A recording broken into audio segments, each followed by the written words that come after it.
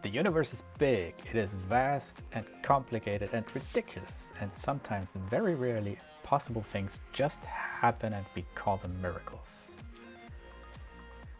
That's your quote of the 11th Doctor, I guess. I hope that's inspiring to you. If you find those quirky, let me know. If you don't like those, let me know as well. And please bear with me while I figure out that, oh, that is the camera I was looking for. I guess we haven't done this for quite a while, so. All right, that looks better. That looks like a reasonable setup. Hello, and welcome to Dirtling, where we do things. And in this case, we're doing things to a Annex K3 Gasherburm kit by Fabreeko, and the thing we're doing is obviously we're building it. You can already see it. I finally managed to print a couple of things. These are hot off the press, so these were born not even a couple of minutes ago. And let me maybe get control of Enek, who it would have been a miracle if he was waiting patiently for his there you can see him there. Hey, Enek. Yeah, if he was waiting patiently for his food, because that's on the floor as well. Well, in his bowl, obviously. But yeah, we can play with him later, I hope. We'll see. I'm not sure why the music stopped. Probably because my butterfingers just hit the keyboard the wrong way. All right, nice. There we are. There we go. Yeah. Welcome. Let me know if you're here. You know, I'm not always good at picking up if somebody joins. I can see the live chat, but having a look at the participants as well is usually a bit challenging. So yeah, feel free to just say hello in chat. I'm gonna have a look. I'm gonna try to get to you as fast as possible. If you have questions, if you have comments, I hope you have comments, because that's why I'm doing this live streaming thing. Not because I know a lot about building things, but I'm kind of hoping to get into a bit of conversation with you and get you involved, because you probably have a few good suggestions. Let me also I am completely unprepared today, I see. Turn on the third studio light, so that left side of mine isn't quite as severely dark as it is. Yeah, so anyways, Gasherburm. Some housekeeping before we continue. If you're here, if you're seeing this, if you are interested in getting into a conversation, there are links down below in the description where you can, for example, join the Discord, or just drop me a comment or two in case I do something right, I do something wrong, say something you don't agree with. We'll see. Also, if you are trying to catch a live stream, I know I haven't been as reliable. The last one was almost 2 weeks ago. I promised to do this last week, but due to, well, different circumstances, thank you, Microsoft, I think my connection last week was so immensely bad that it was just about impossible to stream. I see that we're doing better now. Kind of still on edge to see if that holds, but at least the stream does look a bit better. Let me know if you drop by. Let me know in chat how that's working out. How the stream is doing. I'm very curious to know, to see, to hear from you what's going on and how the stream is performing. Because, yeah, we had those problems in the past. All right, so also Last stream, the one where we went over the kit, sadly got cut short. So the first thing we're gonna get into here is look at the printed parts and look at what you need to know about the printed parts even, which I think is a good, nice little exercise. Just to give people a starting point. And also I need to correct myself in terms of, how should I put this? I mentioned that there isn't a manual, but there is. And because there is, and I'm kind of scared of building a 3D printer completely without a manual, we're going to use it. I was kind of looking forward to winging this one, but since this kit wasn't exactly cheap and is meant to be like the go-to printer for me, I am going to build via manual. I'm going to show you in a bit, but first I think we need to have a bit of a catch-up, bit of a look at the printed parts, at all the resources and the like. So let's quickly switch over to here. You can see this is already a setup project I did for the printed parts. You can see a couple of duplicates. What's of interest here is last stream, while things were recording but not being received by YouTube anymore, I added a bunch of files here. Those you can grab from the Annex K3 Git.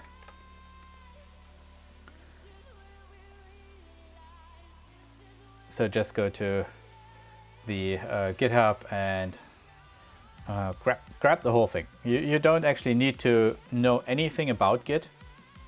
Just go to the repository, select the code drop down, download zip. That's what I did. I am not necessarily interested in Git pulling every second day, so for me it's more important that this thing I'm building here is stable. So yeah, that's kind of what I ended up doing.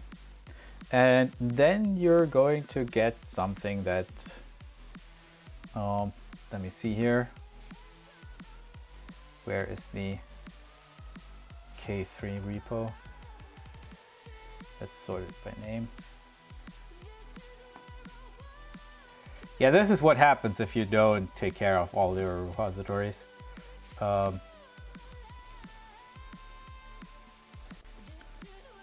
Was it Gasherburm? Yeah, there we go, Gasherburm K3. This is what you get.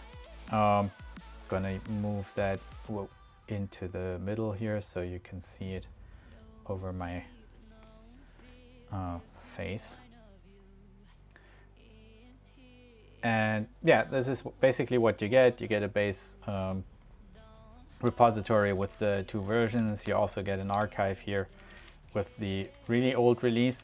You're actually going to need release 1.1 and 1.2, because if we look at 1.2, yeah, there are a couple of things here. There are a couple of drawings here that you need for engineering. There's the DXFs you need for the cutting work, for the panels we saw.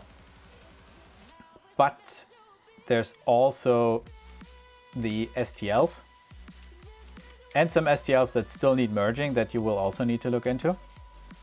In terms of the STLs, those work pretty much the same as a Voron. So you have your standard parts without a prefix and the parts that you should print in the alternate color with a prefix. Now, in this case, there's no preview. If you remember, there's a Voron designer where you can just put in your primary and secondary colors and you get to see what your build would look like. But yeah, I don't think there is anything like that for this one. You'd have to go into the CAD file. Yeah, so just look at existing printers basically to decide which parts you actually want to print in the primary and in the alternate color. In our case, you can see it here. We are printing in Galaxy Teal and Galaxy Purple, because those were combinations that we still didn't have. And like if you look at these, at the contrast here, this is going to be awesome. This is going to be a lot of fun. Also, I forgot to mention, yes, we haven't been more regular, more consistent, or like as consistent as we were supposed to be during the last couple of weeks, but I think we can manage to do so again if the interest is there. So yeah, feel free to join us. Usually it's Saturdays, 7 p.m., sometimes 8 p.m. Central Europe, which means that that's 6 or 7 p.m. UK, 3 or 4 p.m. East Coast, and 9 or 10 a.m. West Coast. So yeah, just feel free to join us. In terms of the printed parts, by the way, we have this indicator here for the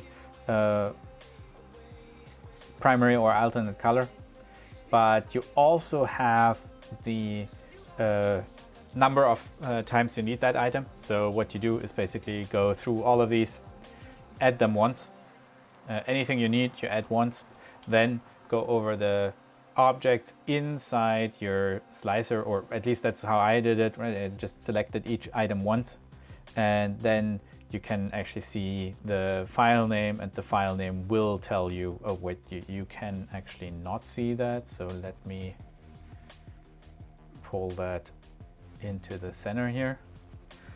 It's a bit thin now, it's a bit tiny now, but damn,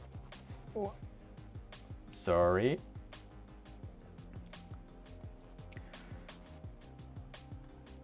Yeah, there you go. That's workable. Actually, let's do this, and I think this one. This one? Yeah, there you go. There we have the slicer. You can see it in the bottom corner.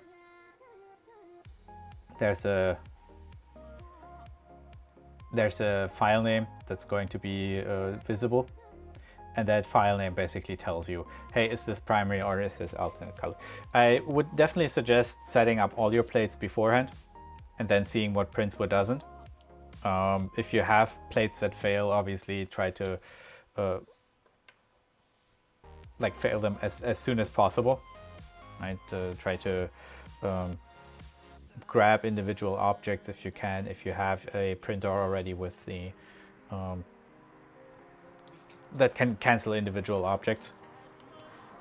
So anything with clipper can do. Yeah, and then just print. We only printed 2 plates now. We only printed this one and this. The remaining ones we still need to do. The next ones are going to be these 2, because those are the next steps. But these are already enough for the cross, that the toolhead sits on. So yeah, basically dump everything in, then go through all the parts, duplicate them as many times as you need them. Maybe even do 1 plate and then per part, and then join them again later, like sort them again later. But that's more or less where you get your parts from. Now for your manual, I said there wasn't one, and I was kind of assuming that there wasn't.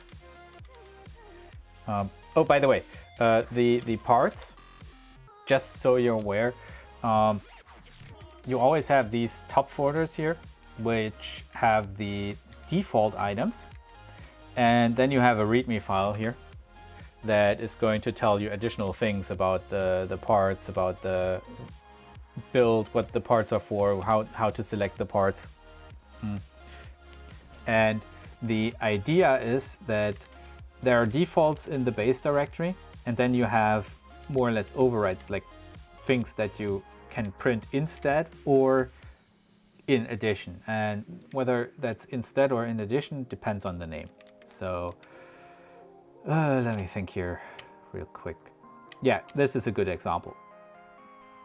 So here's a black and white choice, right? The README file tells us that we need to decide whether we need to use 6.5 or 6 millimeter high rails parts. So these parts are for the 6 millimeter high rails. These are for the 6.5. We had to do 6.5 because that's how high our rails are.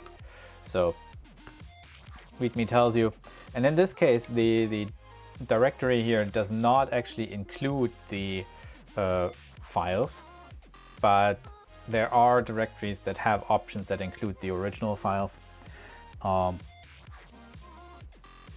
For example, I think, yeah, there you go. You see this? This says 4 long hot ends. The README tells you if you want to use a long hot end, like use these instead. And these are the like inset variants, which we are using. We're going to print for long hot ends. I'm not sure if that's a good idea, but who knows? We'll see. We'll see.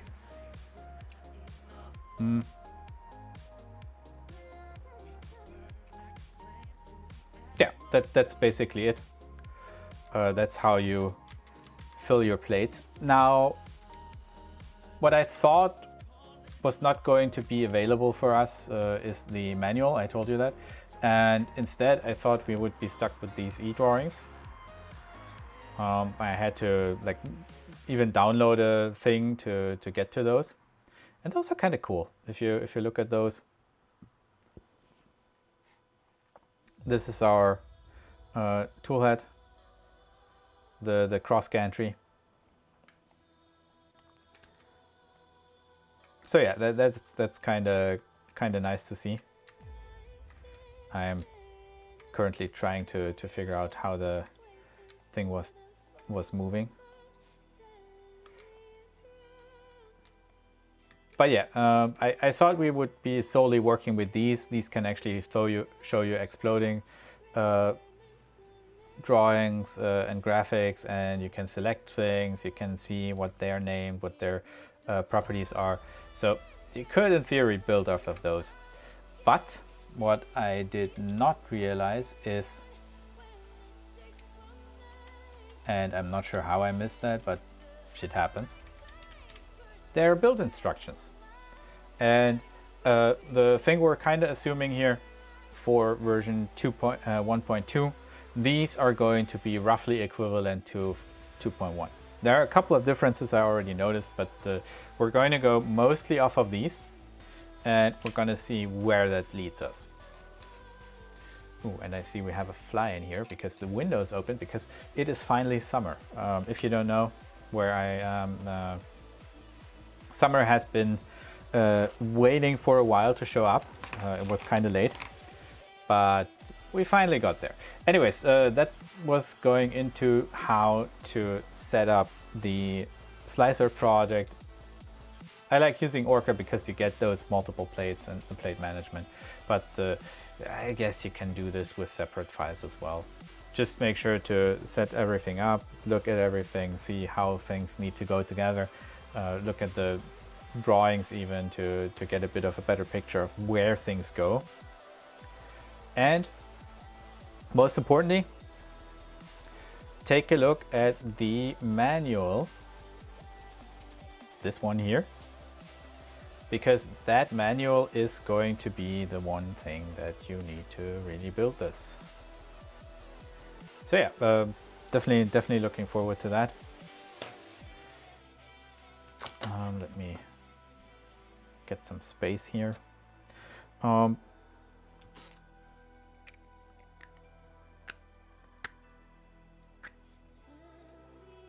Yeah, that's going to be fun. That's going to be fun. I'm going to put the parts aside here for a moment. Because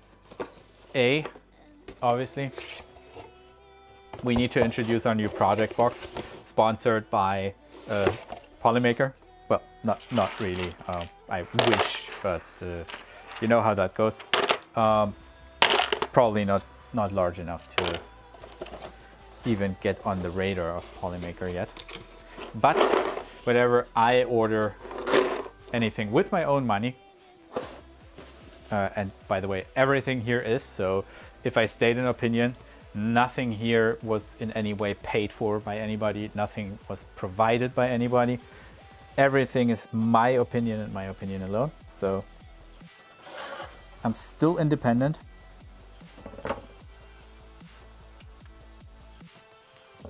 Yeah, so that's how things are. Anyways, you don't want to see me babble on about how to set up the slicer, how to print things. You want to see me actually build something, which means today's the day. Today is the day we see if we can make a miracle happen here and build this thing to a working machine, or whether this is going to be a bit of an adventure. Obviously, if you're building something like this, join their Discord. That's where you're gonna get questions answered, if you have any. And I'm already on there. I haven't asked questions yet, but who knows? Who knows? I might have some in the future. But also you get the typical warnings. This printer, as you saw in the unboxing, and I'm glad that at least I recorded, even though quality was a bit shit, uses 110 or 220 volt mains. That means you're going to build 110 or 220 volt mains, connected electronics, and obviously don't do it if you don't know what you're doing. Get an electrician involved if your regulations in your country are required. Make sure you're on the safe side there. Those regulations exist not to hinder you to exercise your freedoms, but to make sure that you're safe. And yeah, don't think you can do it simply because somebody's showing you. With mains voltage especially, care needs to be taken. Also, the usual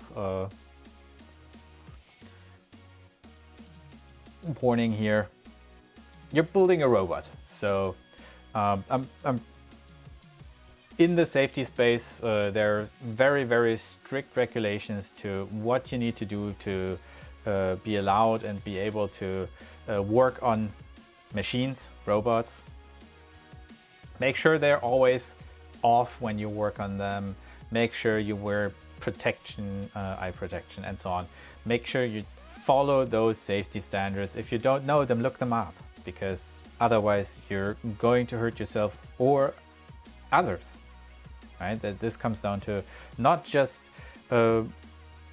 your robot potentially injuring your hands and fingers, but you might even burn down your house, so be careful. Yeah, and they obviously want you to stick to the BOM as well here, because that's what they tested, that's what they tried, that's where they are comfortable with recommendations. We are getting a printed parts guide. We followed that, although we used ABS instead of ASA, because it is, I think, very slightly less brittle. Although we use Galaxy ABS because I haven't tried that before, and that those additives might not have done anything for that material being less brittle. Like any additives is probably going to change the properties, right? Nozzle sizes, we printed one 0.4 with a 0.2 layer height, and usual PIF settings. We're printing with the Voron PIF settings, which is like the upper end here, like the 5 walls, 40% infill. I think we should be good. I think we should be good. The thing we didn't actually do is forcing the extrusion width to 0.4. Let me check that. Well, actually it is. It is. The only thing that's different is the first layer, just to get a bit of extra squish. But that should be fine. That should be fine.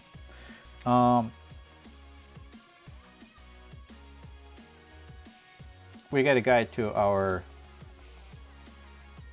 different options, I guess.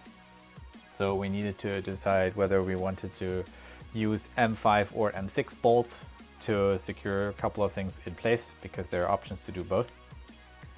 I think we went with the M5s because those are included in the Fabreeko kit. And yeah, then they go into a couple of questions. Don't get hung up on the ABS versus ASA. That's just like you're not going to print on site. So ABS is usually fine, but, and this is a big fat but, I am using Polymaker ABS, which is a very, very good one. Like really, really good resin used to manufacture this. And if you use cheap ABS, then you might end up with a cheap mixture. That might not be the best thing to do here. So if you're using ABS, use good ABS. The only difference between ABS and ASA, if you're using like the only difference here is that good ABS is as good as any ASA, but bad ABS can be significantly worse. So yeah, just keep that in mind. Make sure you use good ABS.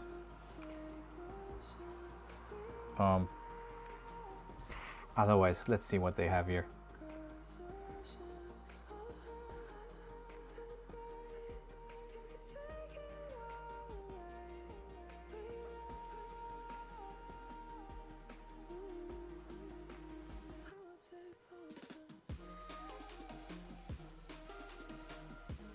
Yeah, I don't think anything is too relevant here.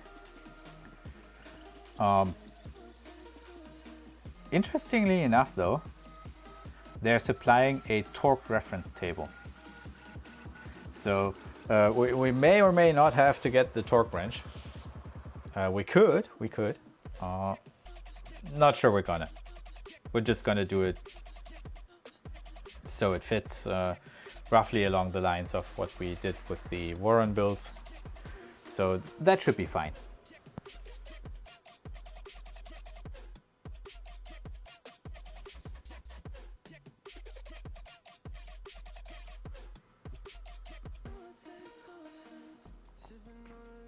It's interesting though that they did that.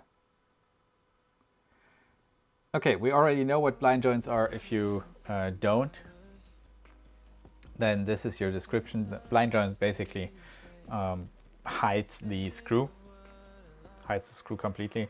The advantage of that is that you're going to need a smaller hole through the middle of that aluminum extrusion, which means that the extrusion itself retains more rigidity, more integrity than if you had to like drill a bigger hole. The downside to that, to some extent at least, is that the force of keeping the whole thing together is now on those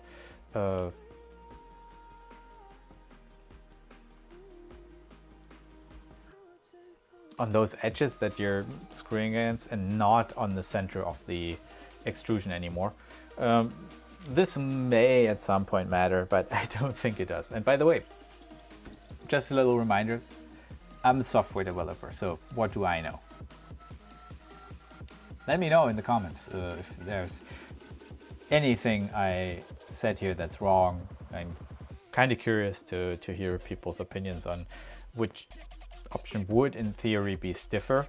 I kind of expect the normal joint to be stiffer, like the normal like normal larger hole to get the whole screw through. The problem with that is that you then also have to like enlarge the outer rail to get the screw in. I have a pick and place, and that pick and place actually uses those screws in that way, and it was interesting to build, but I might actually change that to using blind joints as well. Okay, brass inserts, we don't need a guide yet because the only thing we're interested in is building the basic frame. And I guess that's where we get started. Yeah. So, we have some helpers here. We need this one. This is by Fisek. I ordered these just to see if these help. Kind of curious if they do. Let's see.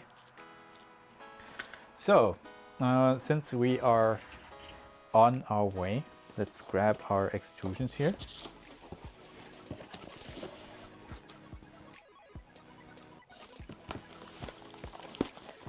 And Enek is now waiting patiently.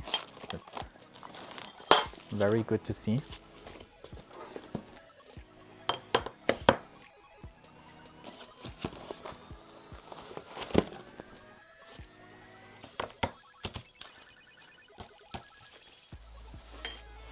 Should be these.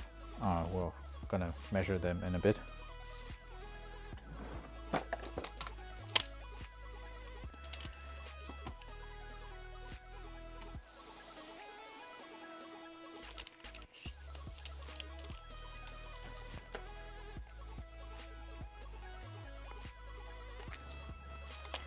These are 38.5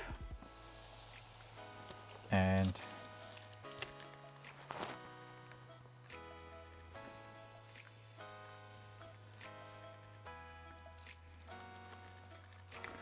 this one's a bit longer than 28. These two are 30. These are 24. So these we definitely don't need. I'm kind of assuming that we also don't need that shorter one here, but let's unpack those real quick to see what's actually what. I mean, we need to do that anyways, right? So let's get the foil off.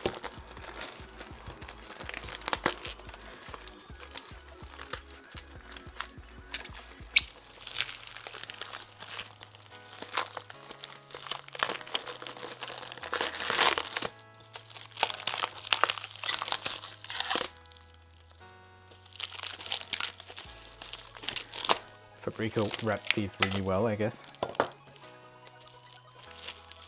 Not all individually wrapped.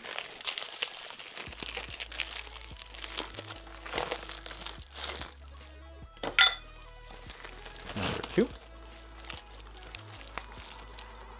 Yeah, and by the way, let me know how the stream is. If you can hear me well in the comments or in chat. Like if you're arriving here, let me know in chat how things are going. And that does need to be there.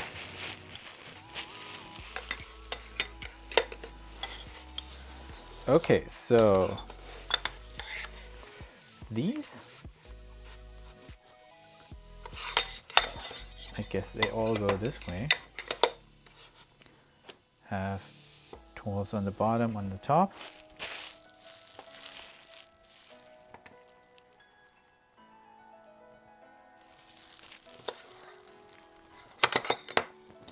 But they don't have any in the middle. So here's our first conundrum. Why don't they have any in the middle? So what we're going to do is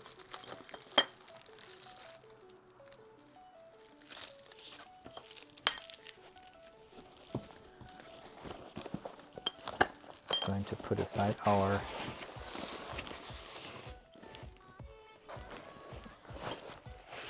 first layer of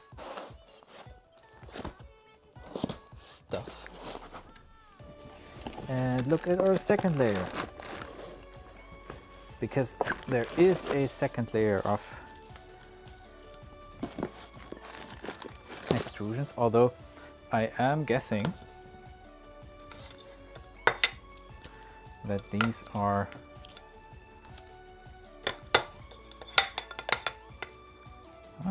same length. Okay. These are all almost the same length, so and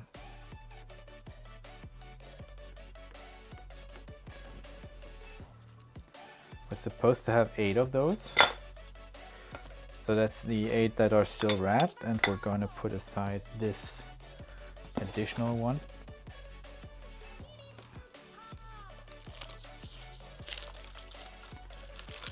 Huh. Now I'm very curious to see, because if we look at the manual, I'm guessing these holes here are the top ones, and these holes down here are the bottom ones, but we're missing the holes in the middle. That would be a bummer. But that could also be a difference between the like the version 1.1 and the version 1.2. So let's just see how that goes.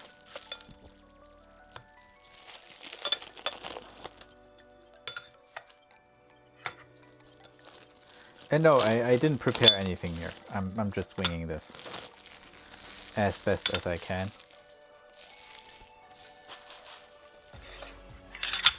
So that gives us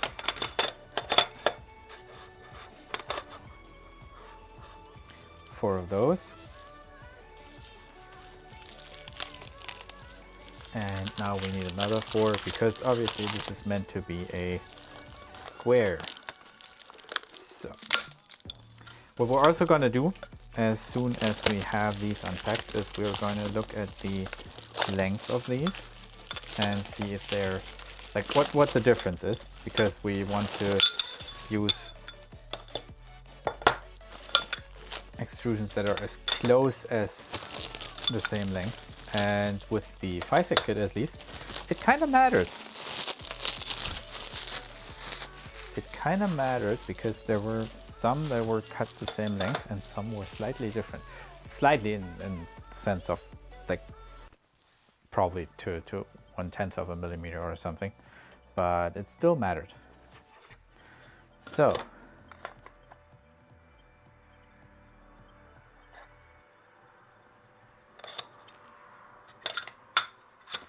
let's do some voodoo here. And let's see which ones match best.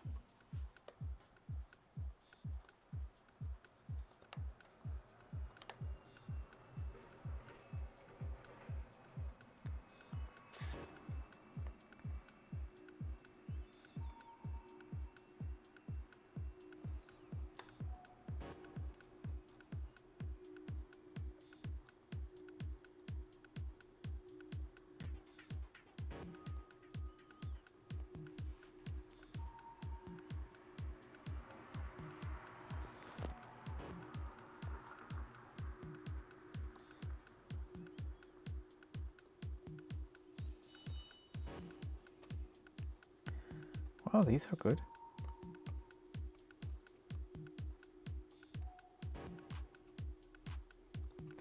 This one's slightly longer. Very slightly. Like not even 0.1. And the thing to do here is probably just put them against the 1, 2, 3 plug as well.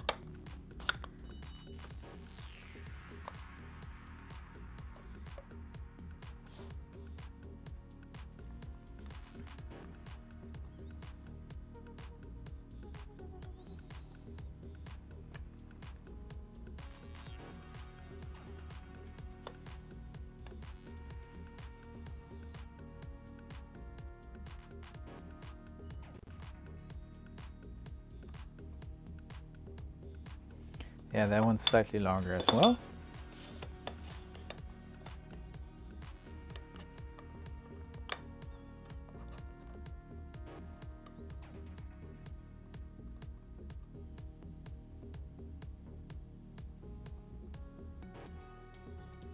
And if you're wondering how I test this, is I basically take a nail and I go over both ends. And if I get one end flat, then the other is supposed to be as well, which would be the case if they were like cut at the same time. But if it's not, then that kind of tells me that they're slightly different in length. Now the thing to look out for is that I could, in theory, have then still somewhat of an angle. But usually it's a pretty decent test. And by the way, taking your time with that kind of stuff will make your life easier later.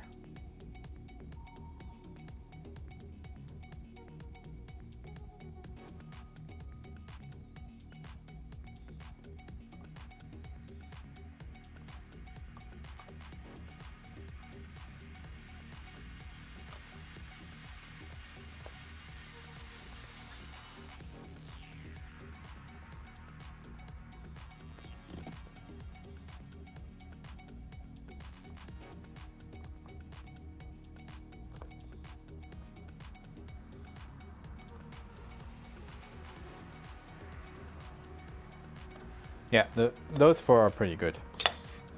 Now let's see if we can get another 4.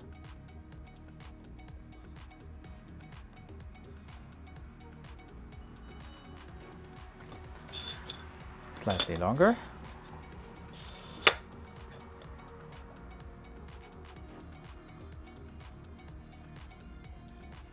Yeah, that one as well. So the assumption would be that these 4 have the same length.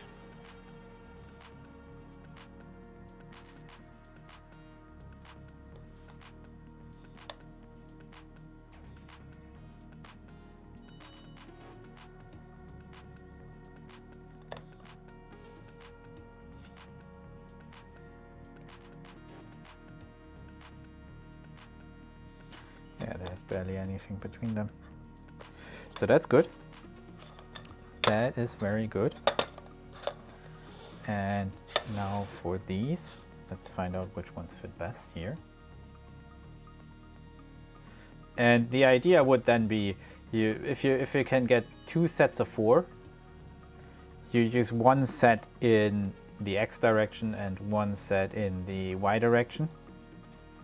And that way, while you're not technically getting a square as more of a very slight rectangle, that slight rectangle is still going to be very homogeneous. The stresses between the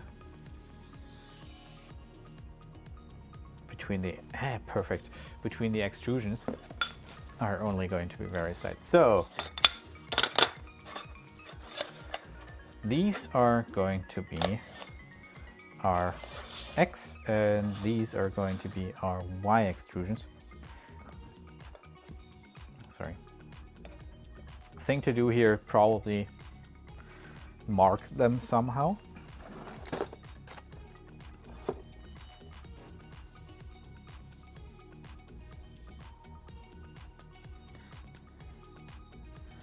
So what we're going to do is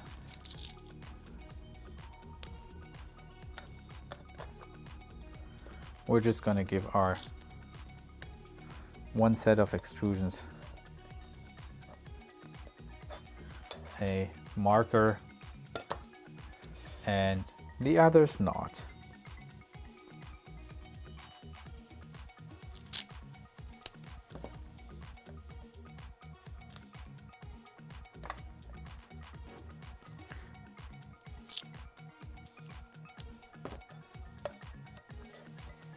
There we go. So these 4 belong together and the others Now we can put aside our measure and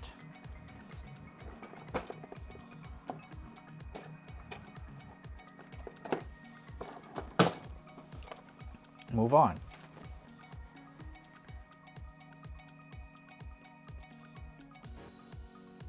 Now what do we need here? M5 by 16ths.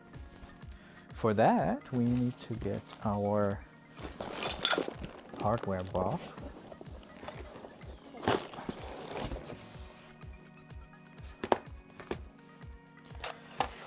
This being the box. And then we need M5 by 16ths. And those are supposed to be the ones. Yeah, but these are socket heads. We need button heads. So M5 by 16 BHCS.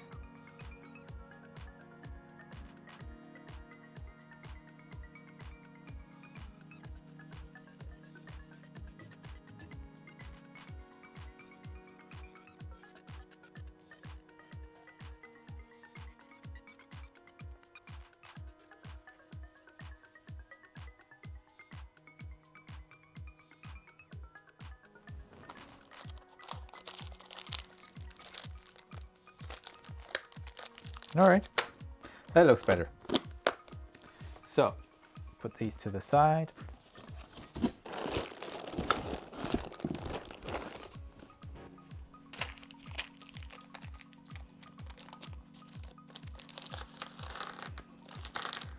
And get our non-stainless hardware out. Now, the thing to do here though is our manual tells us to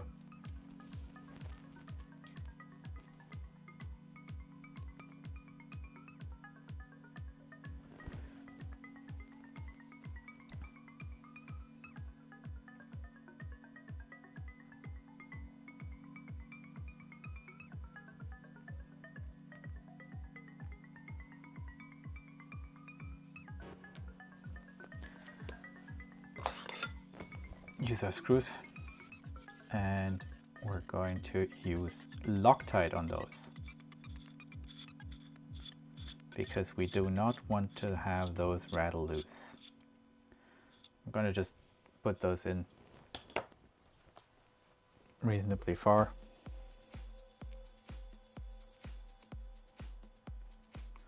We're going to do that for all our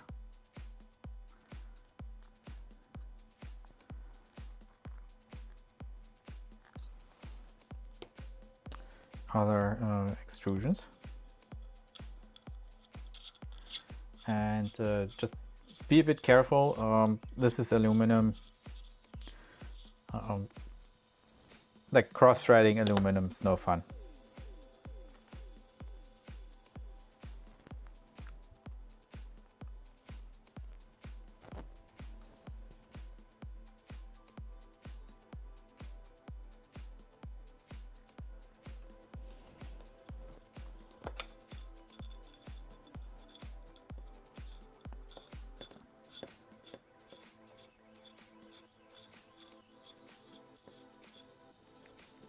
Also try not to get it too spread out over your work table, because after all,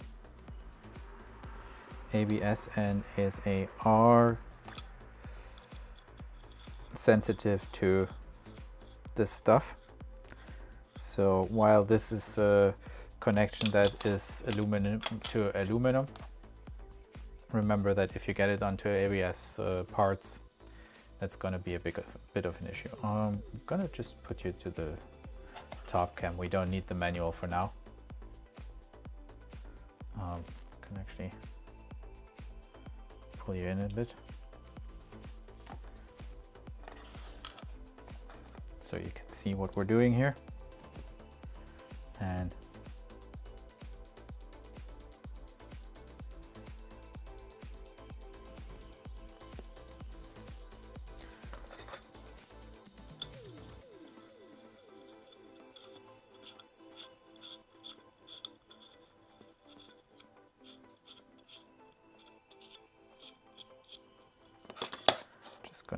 that.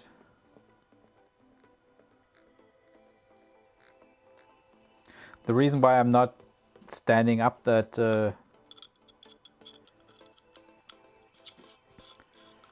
bit of Loctite is because it is taking ages for that stuff to flow to the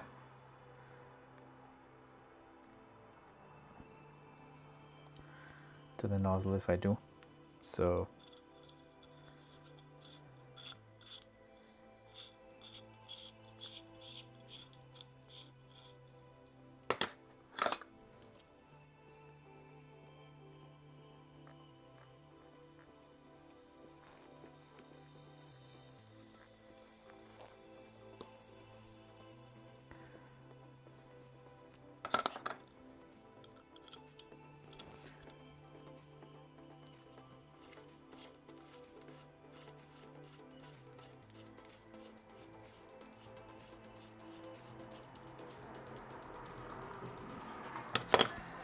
So here's a bit of a conundrum.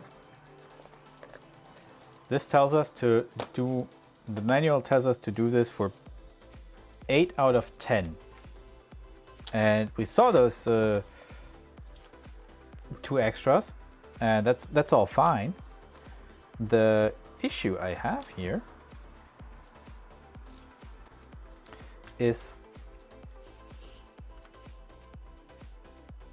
these are the last BHCS.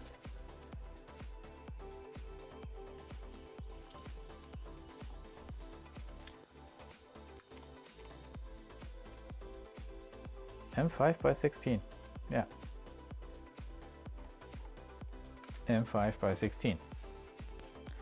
So, hardware kit.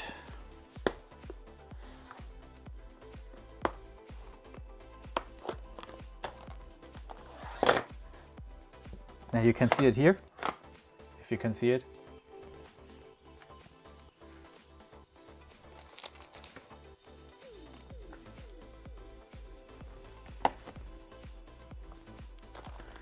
These are supposed to be 10 pieces M5 by 16.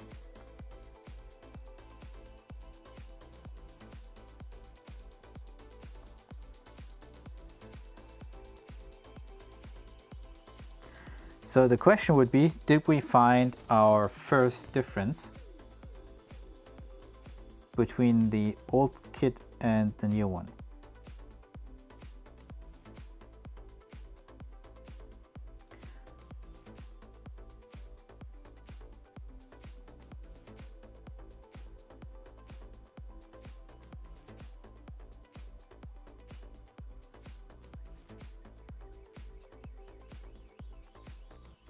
I mean, we have 20 pieces M5 by 12 right here.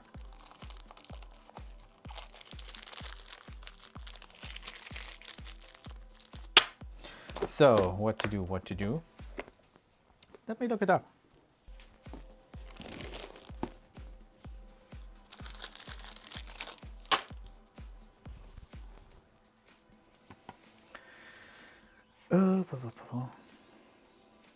And I'm going to take you with me.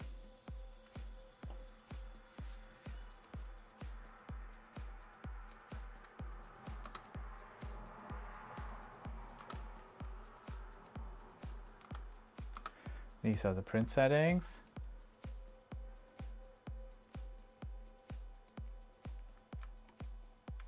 And since we don't have any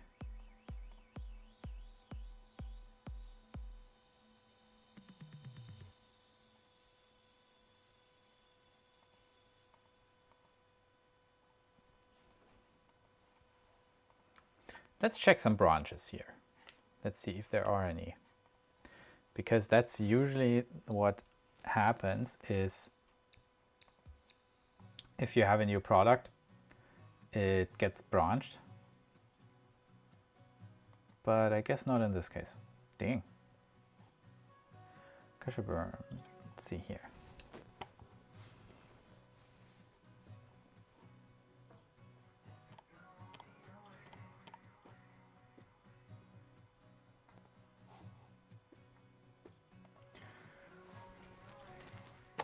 Let's see what it says.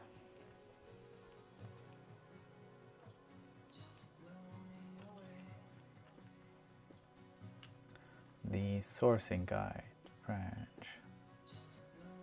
Printers alpha, beta. Printer releases, click me.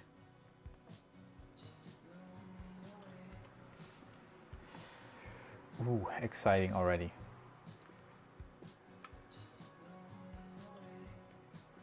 And we can't view that Google Sheet. Fuck. Okay, okay. Oh, but at least the zoom is working. Nice.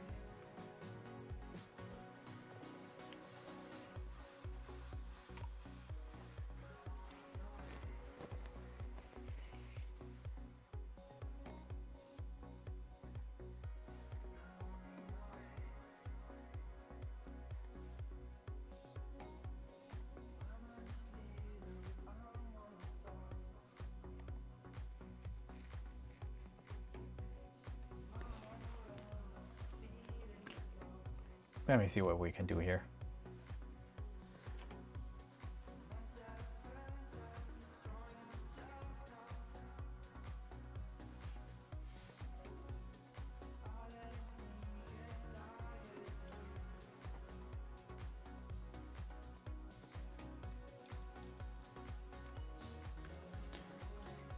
And I'm going to put you on a different camera for a moment.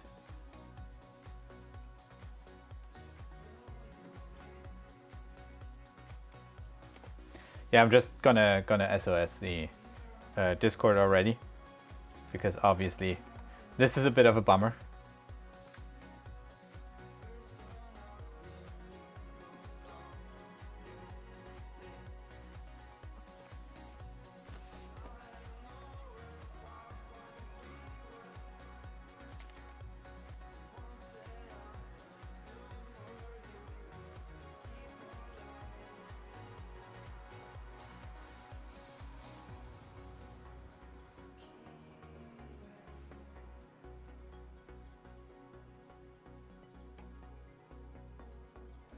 Let's see here. So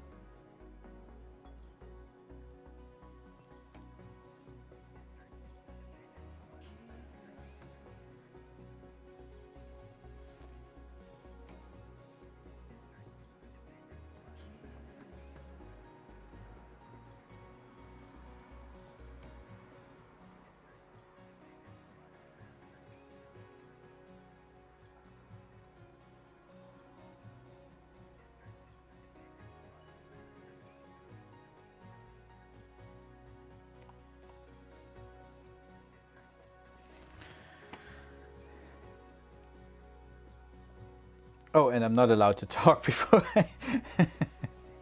Dang. Yeah, so I didn't actually fully join that Discord yet, just to the point where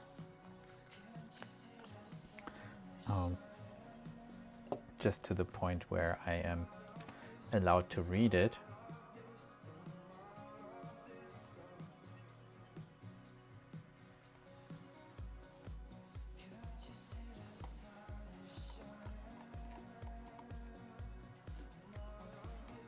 Give me a second.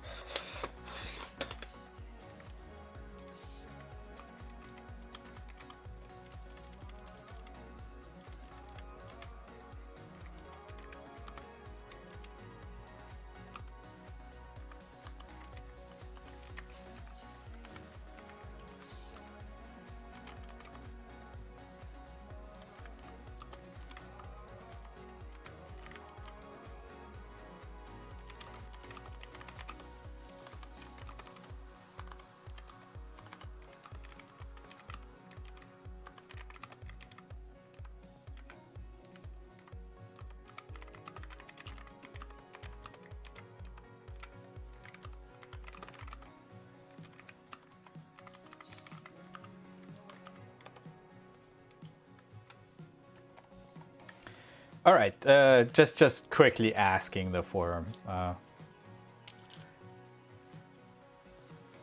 Let's see how that goes.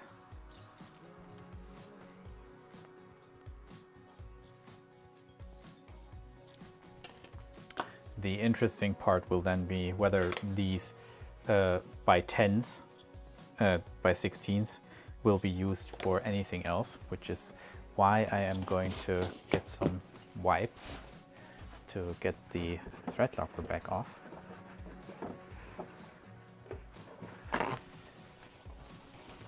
Because if we were to otherwise put them into ABS parts,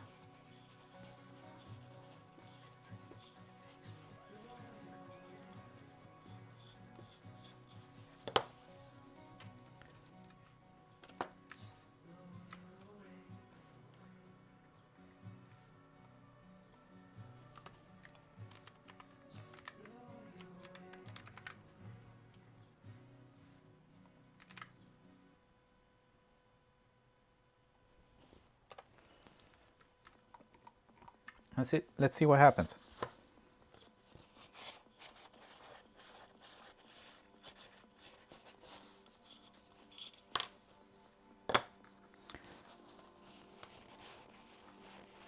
Let's see what the forum says. This is kind of a bummer already. Probably should have prepared this. But at least now I am making the mistakes, so you don't have to.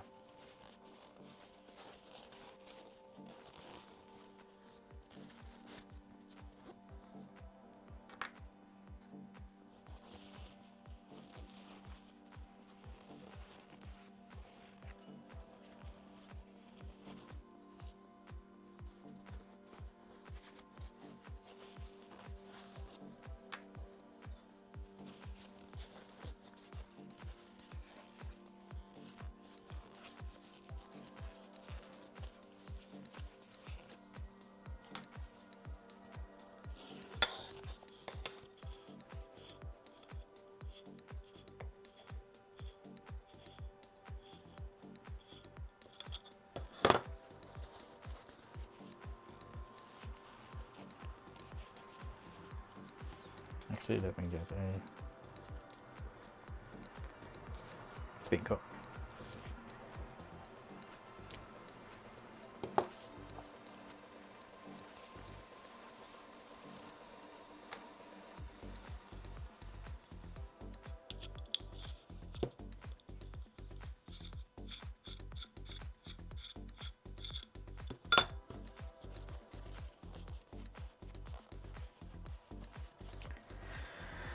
That is a bummer. That is a bummer.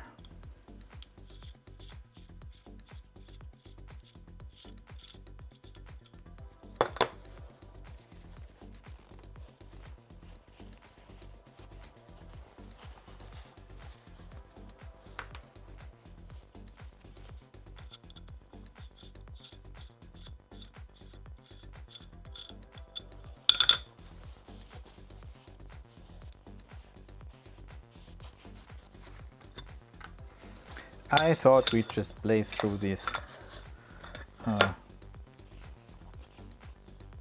frame build and then square it up and that's it, but it doesn't look like that's going to shape up that way. Maybe I should be a bit excited and slightly scared of this build after all.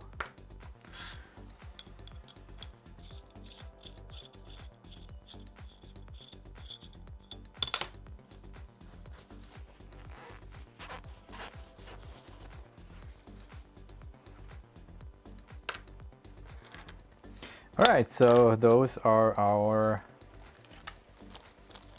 by 16s.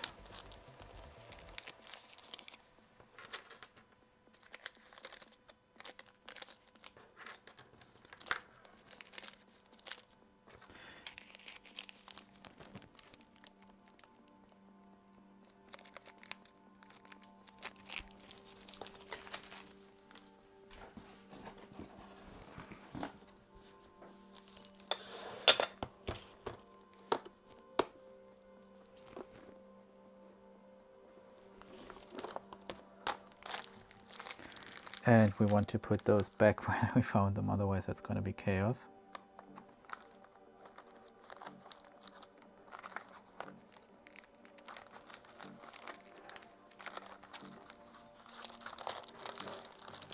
Put those back here.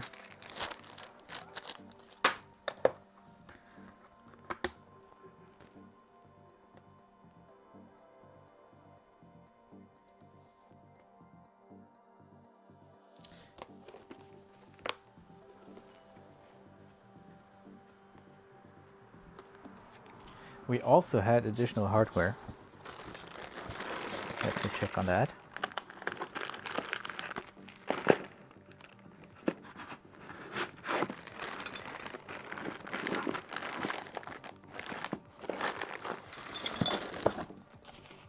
There was also a fixed screw kit.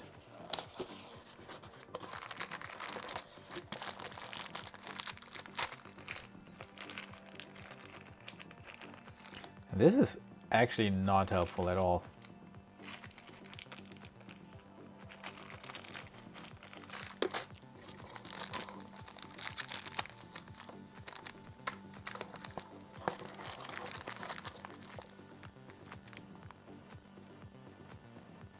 Ah! Ha! M5x16 BHCS. So, all this trouble for nothing. So, first hint of the day. Look at the fixed screw kit. Fixed screw kit might help. M5x16s. Let's actually check how many are in here. 3, 4, 4, 8, 9, 10, 11. Oh. Okay, that is enough. Let's put those there. So those are another 15. I guess we're good. I guess we're good. Don't need the 12s, but we are going to use these first because we already got those punched with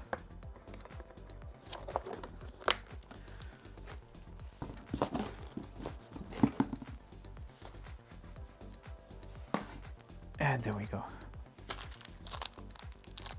So let's do this again.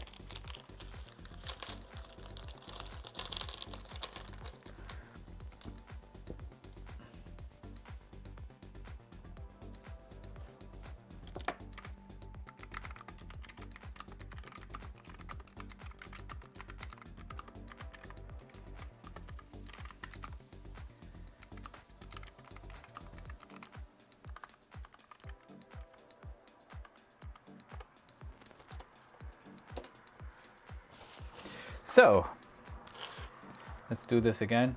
Let's go top here.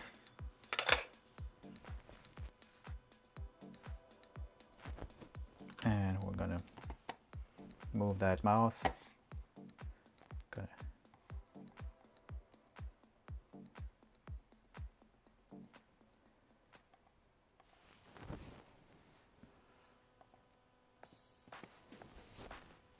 Open off stream real quick so I can keep a bit of an eye on you guys who you are not here. So if you're interested in seeing me fail like just about what we saw right now, I welcome you to join us. I usually plan these things beforehand, but if you want a rough time of when you have the best chance, then Saturdays.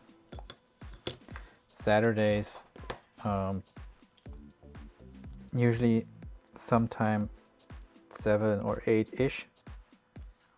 In the summer it's more like 8. In the winter it's more like 7. Central European Standard Time.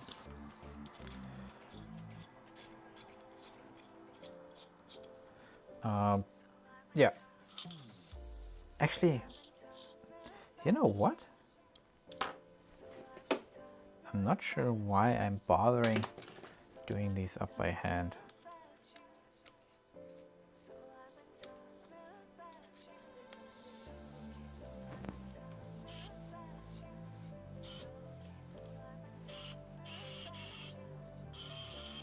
Yeah, that works. Cool, so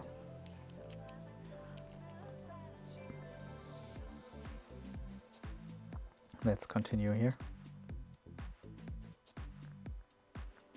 Let's not use too much.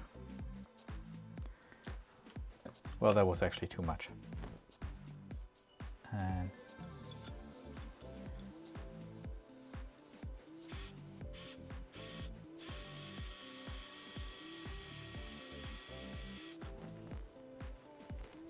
let me zoom this out some more so you can actually see something.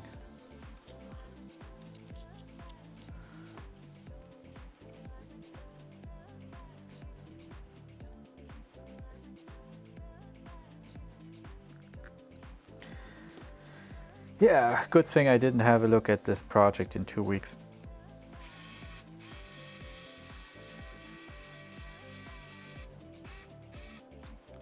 Just goes to show you.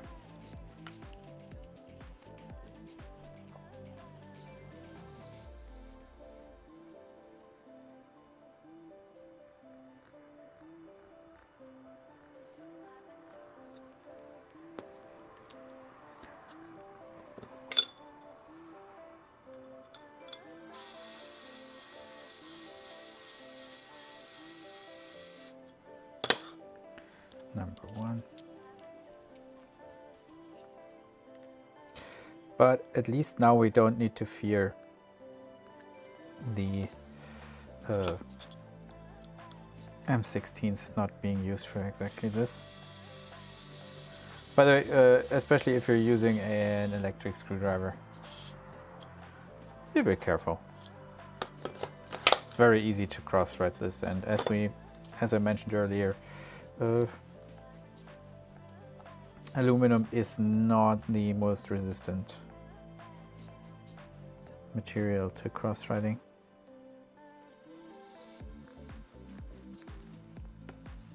I'm using way too much thread locker here.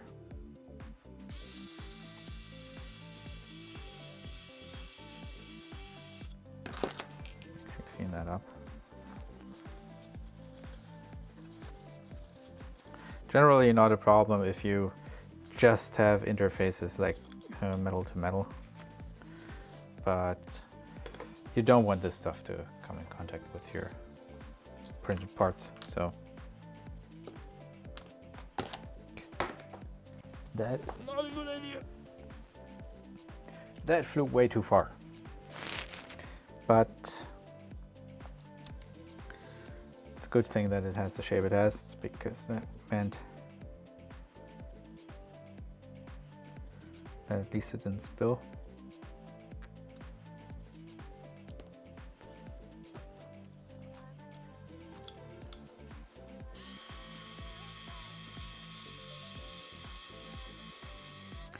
This electric screwdriver, by the way, Hodo brand.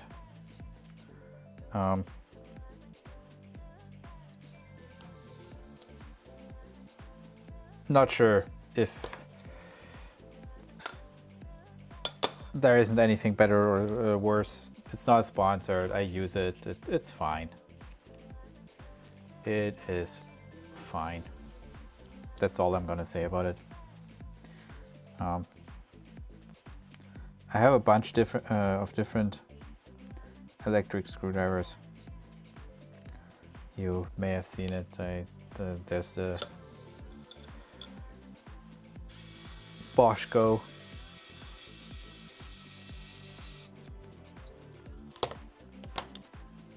Like this one. It has a bit more power, a bit more torque. Probably better for bigger stuff, but I use it for smaller things. Just because it has the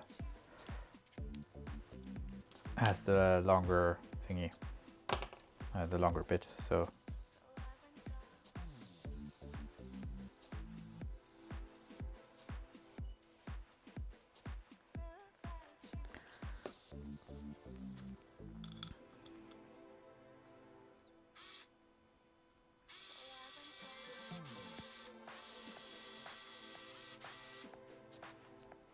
There we go. That's another one.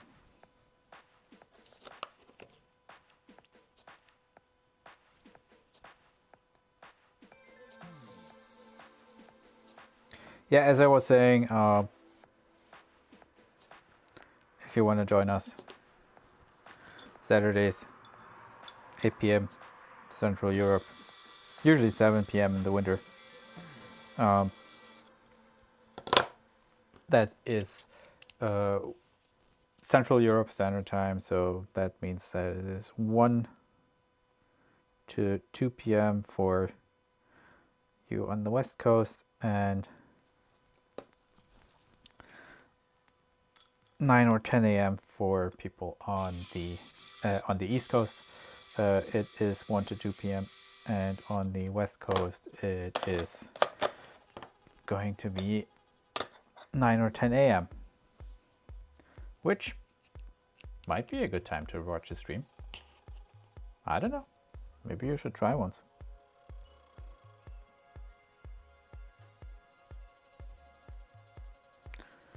Maybe you should try.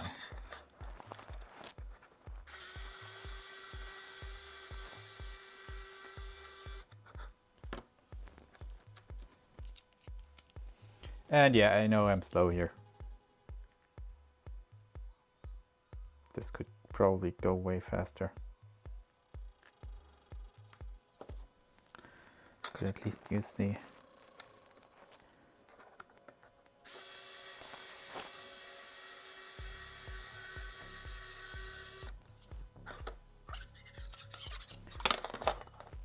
trick there, and that's going to be our second to last screw.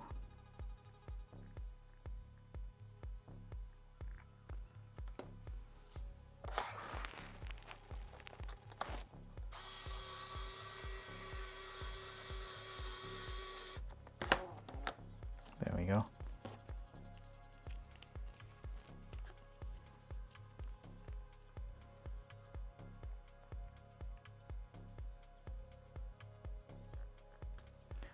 And that's the last one.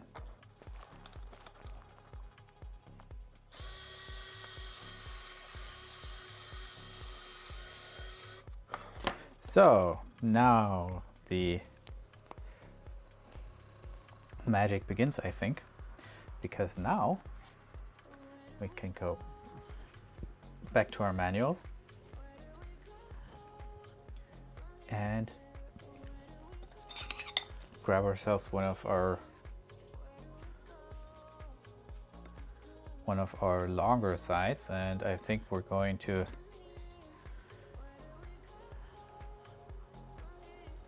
do this 3 times? No, 4 times? No, actually we're gonna build 2 squares and then we're going to connect those squares. So that means that to square those, we obviously need our little squaring tool here. And as far as I can see, if we want to make those blind joints work, we will already have these connected. So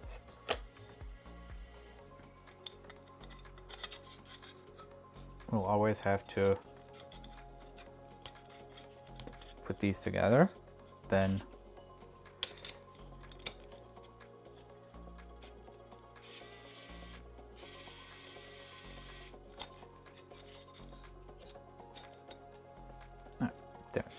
there we go.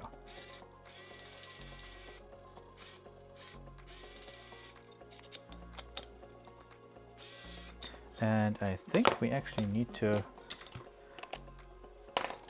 use the long one here, because the short one is not gripping.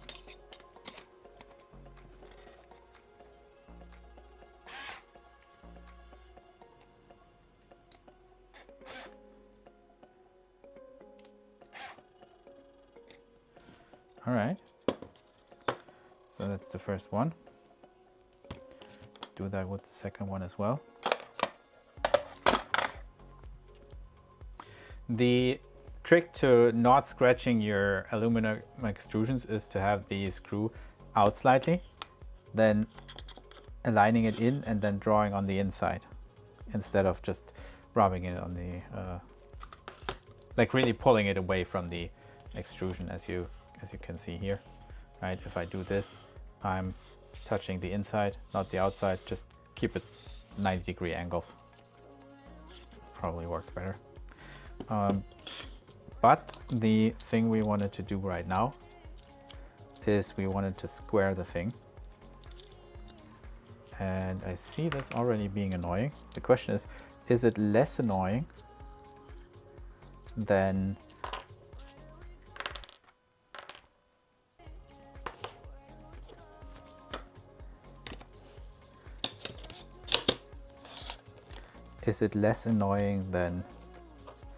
actually squaring with blocks?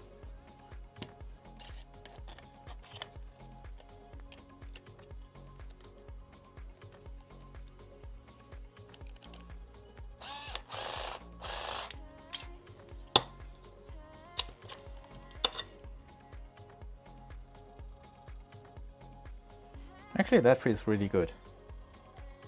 That feels really good. That already did the trick. Nice. I think that's a winner.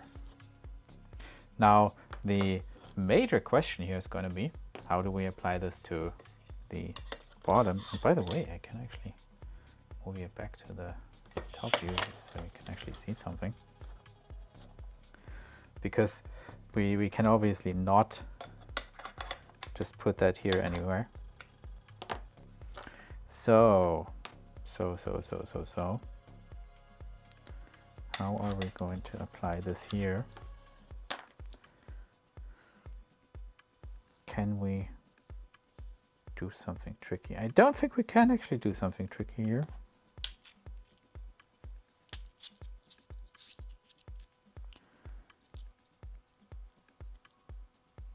I mean, all those dots are meant to end in this thing, so we're going to put that aside, and we are going to instead use the usual method with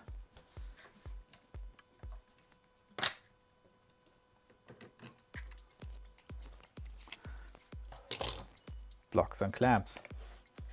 And yes, I'm not doing this on a flat surface. You can't trust this to be flat.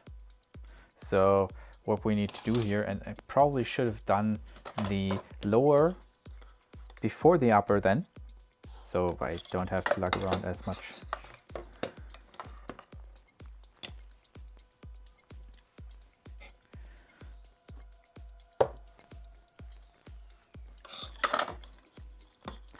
As much weight.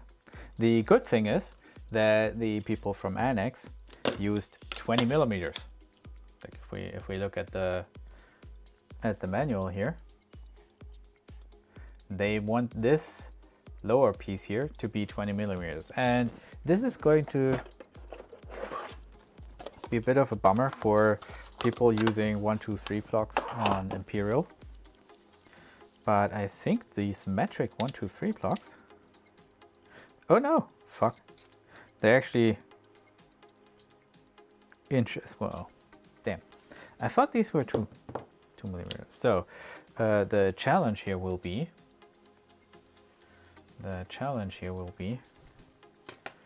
getting this to be exactly 20 millimeters and square. So that already looks like a winner, but we also need to get a block below it, so we have 2 proper surfaces, which means that we want something like this that is then also not twisting on the upper end. That's going to be a bit of a challenge.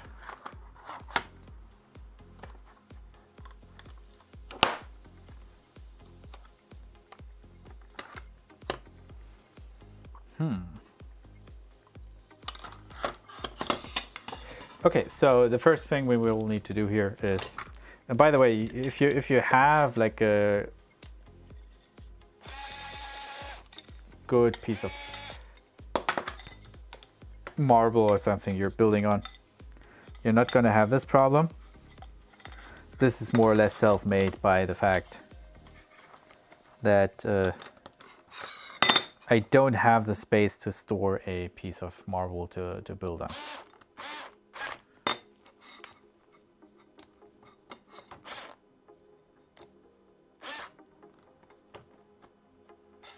So what we're going to do here is we are going to put this down. We are going to use our calipers to set 20 millimeters.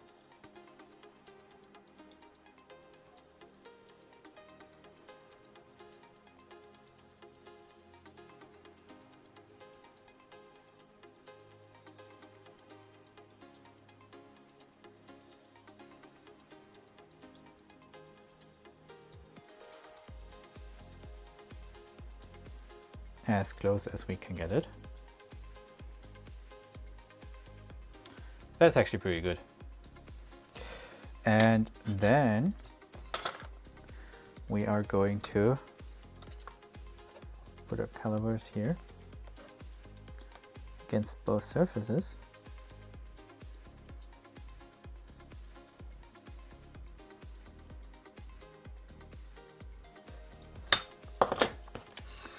Gonna loosen. This is already loosened, so that's pretty good. And by the way, let me know if you're actually getting issues with the audio as well, because I hear it dropping out sometimes. Now, the question would be, do we need to square this angle? Because this angle is going to pull itself any way it wants to anyways. So we probably don't need to square this angle. We just need to make sure that this is exactly the distance we wanted to, and that this is flat. So we should be good if we're just pushing those two down.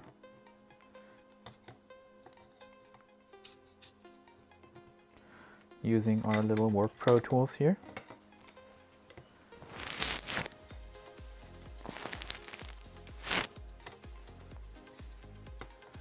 Just push those on the block. Now things are crooked anyway, so we can now start pushing things.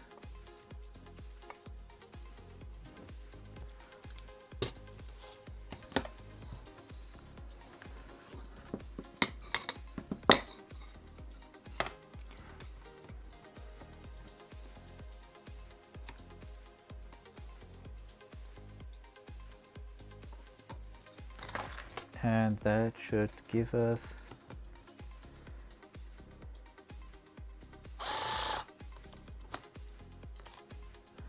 what we need. Let's check that out. Let's see if that actually did the trick.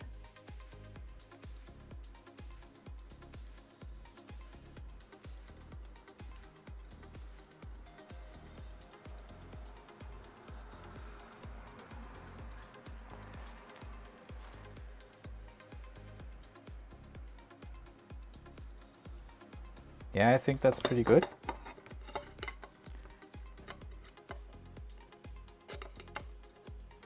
And from a fit perspective, it's pretty good as well.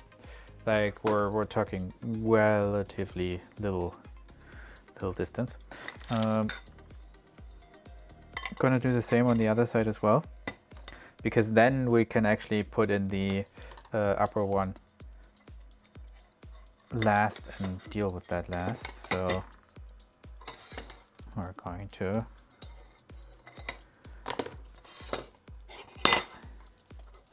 get this into position.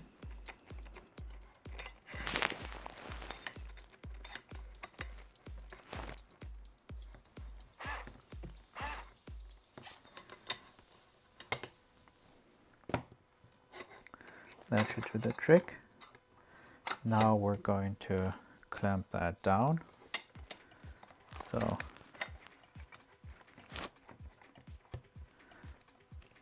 we get a nice interface. Actually, we want to clamp that down from the other side.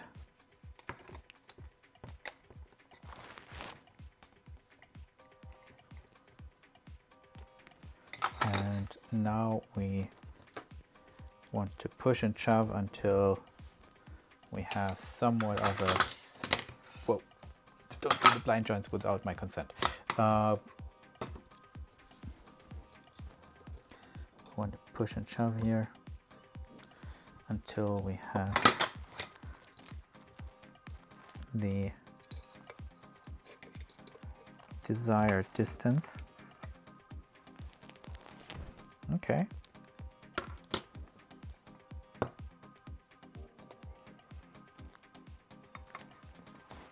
I'm going to move a few things around because they weren't quite ideal. I'm also tempted to just screw this in a bit tighter. Whoa.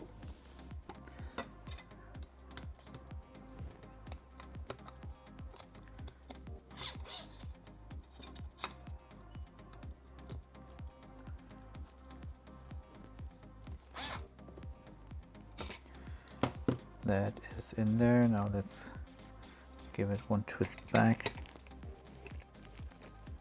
so it is slightly loose.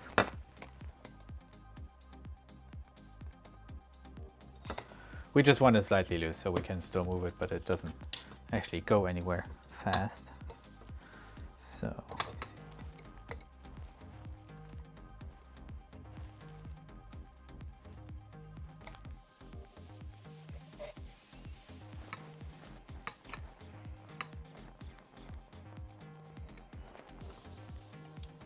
pretty good. Press that down against the 1, 2, 3 block so it doesn't twist.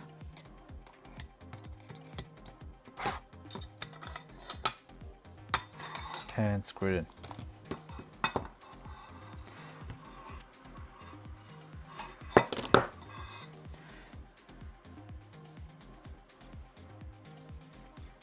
Now both of these feel reasonably good.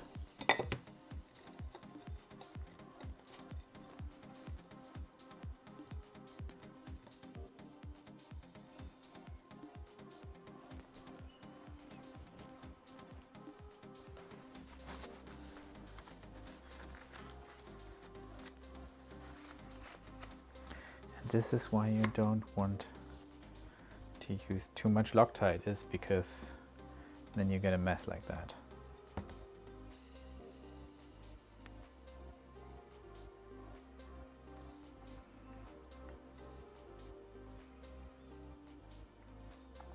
So problem now is that this is slightly set to this side and this is slightly set to the other side.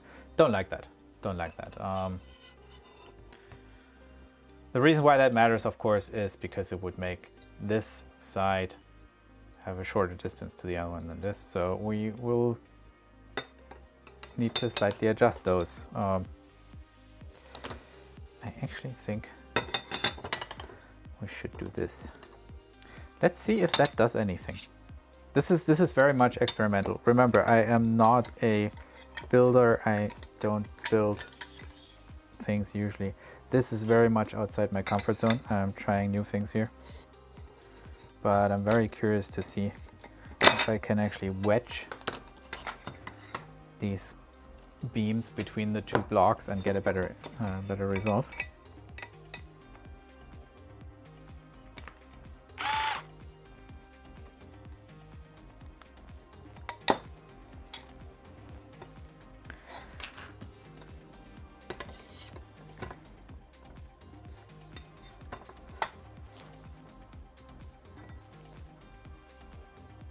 Let's try something here.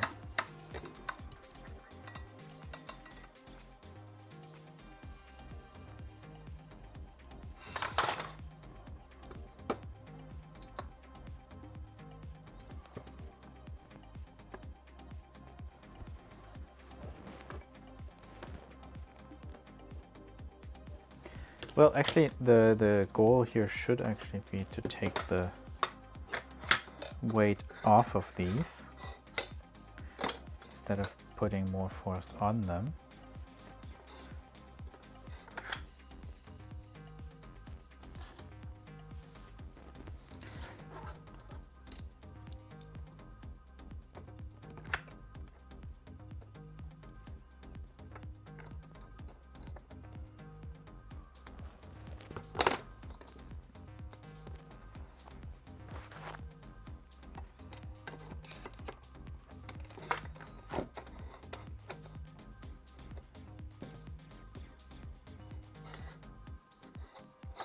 And sorry if this is majorly boring.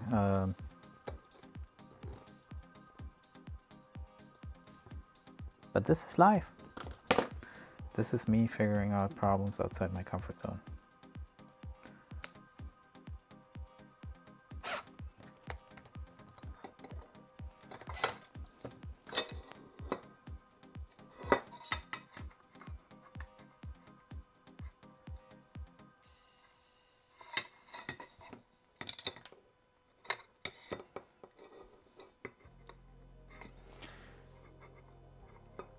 Yeah, this is still a bit twisted, but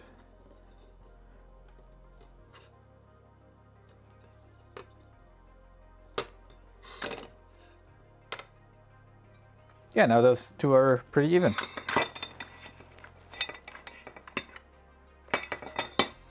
Cool. Let's make sure they stay that way, and let's make sure they are actually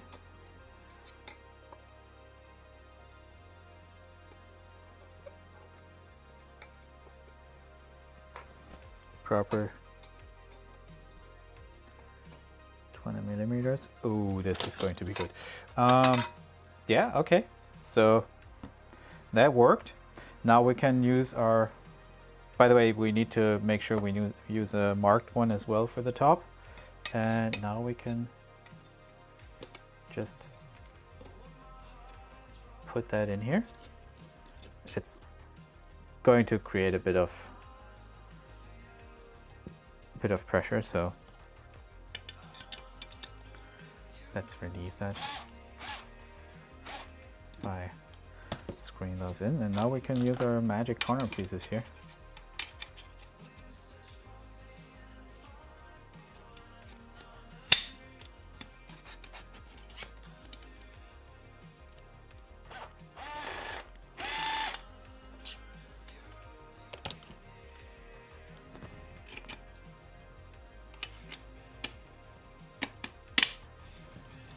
And if you're using these, it seems, you're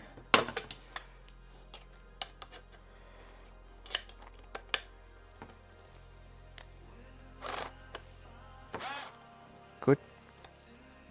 It's good to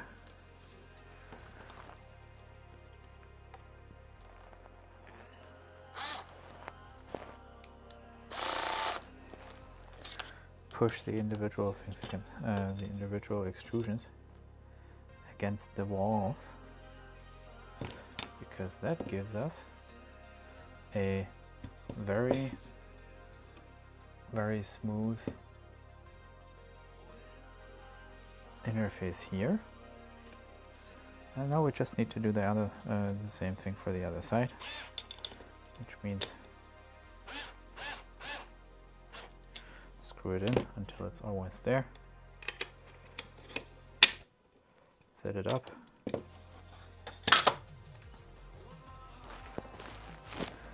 Push things out as far as you can.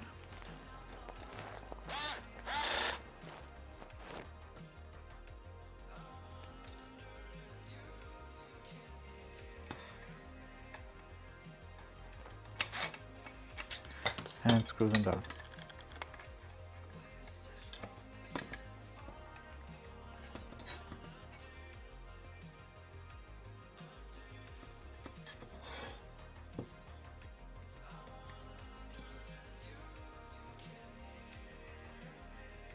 And that feels pretty much even, so this is solid. I'm probably overdoing it here though, so let me know in the comments if I am. I have no idea, but I always assume that the more square your printer is, the better. So, what we've learned, again, bottom ones first.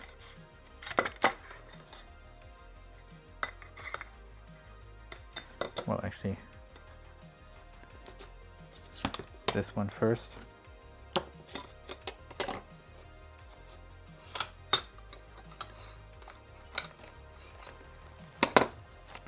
And I think on these, the Warren team actually had a bit of a leg up at least.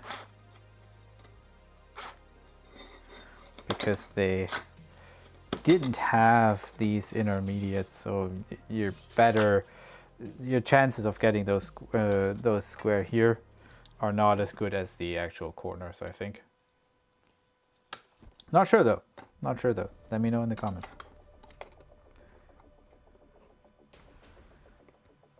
So we're going to put that square against that. Let's see if we can actually wing it here. See what the result is going to be.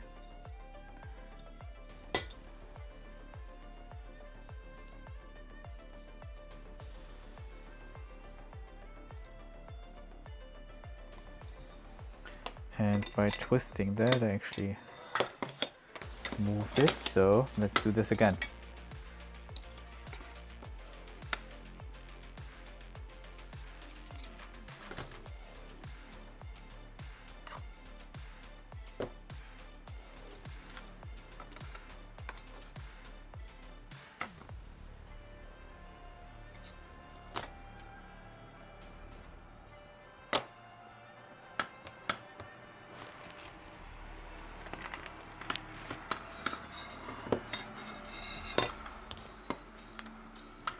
And let's check that real quick.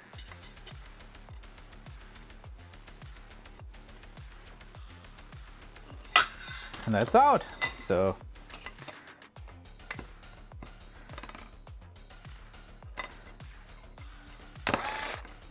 that didn't work as well as I expected. Let's try this again.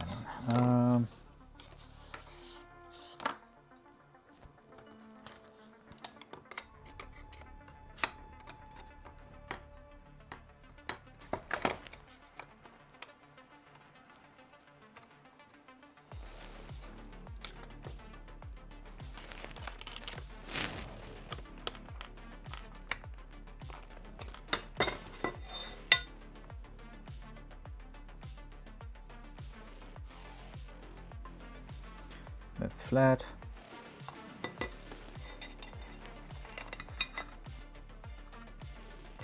Okay. Check. Yep. Looks good. Now the other side.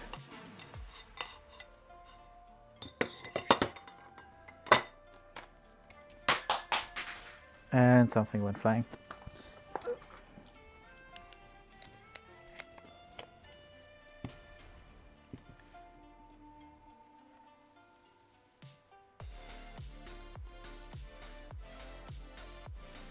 And we're getting offered promotions here. Nah, I'm good. I'm good. Don't worry about it. Super Betha or whatever that name is supposed to be. If people are interested, they will come. People are not interested, I don't need a bunch of dead accounts here. That is actually not what I'm looking for. So if anyone wants to actually come by, see me fail, that's completely fine. But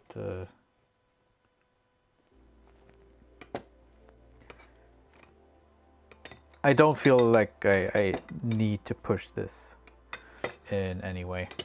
So thanks a lot. But I'm good.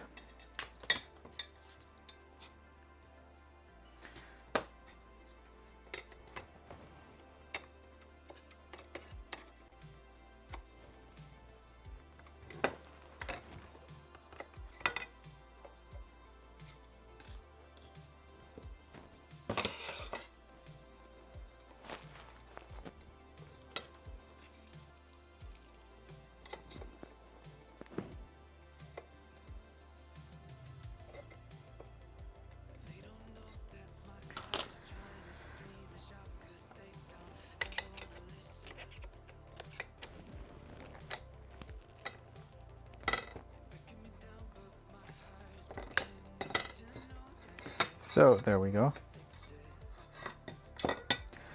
also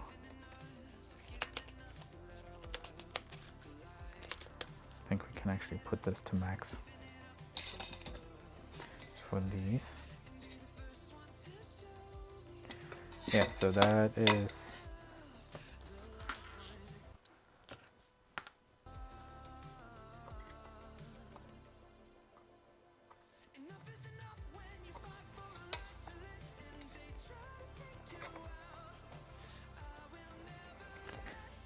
pretty good. So both of these are 20. The good thing about this is that now we have a height for these, so we can square the others against that height and don't need to square that against the measure anymore, I guess. We'll see how well that works. We'll see how well that works. Again, talking out of my ass here.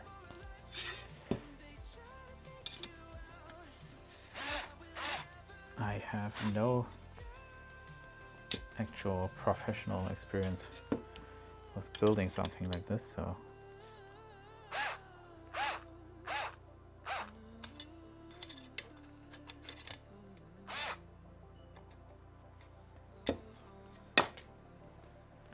all right. Now for the corner.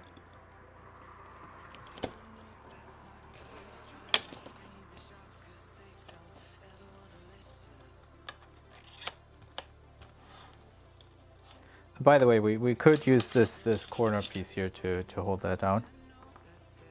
Actually screw that in to force it even to some extent. But I think we can just as well do that with a 1, 2, 3 block. Let's see how that turned out. I think I pushed a bit too much there. The one thing I like is that this actually prevents it from twisting. And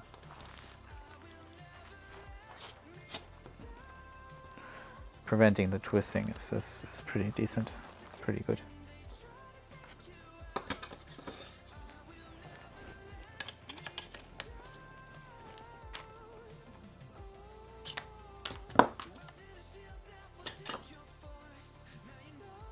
That still sucks.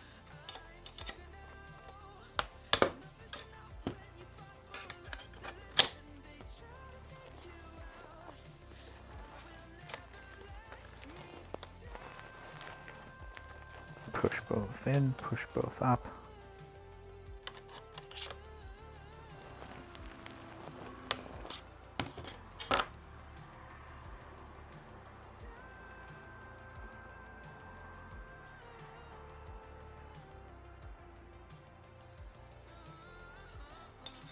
I guess.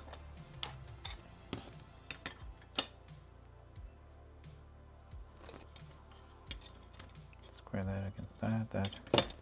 Okay, so I'm gonna do the same on this one. I'm kind of curious to see how square this is going to be in the end. I mean, if we don't like it, we can always do it again. Other trick here, maybe putting that all the way up so that has the same height on that end.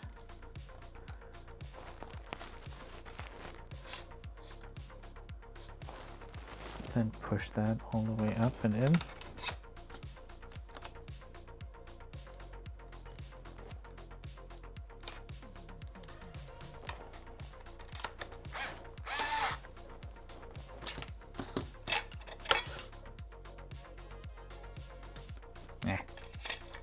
So it's not the wonder tool. Like, I think you're better off if you actually screw these together, and if you actually use this. Let's try that just for kicks.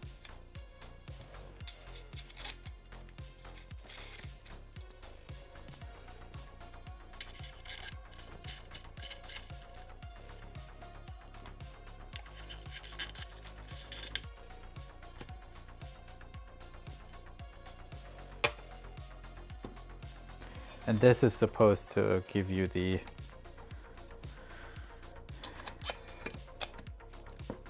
best joint here. So let's check.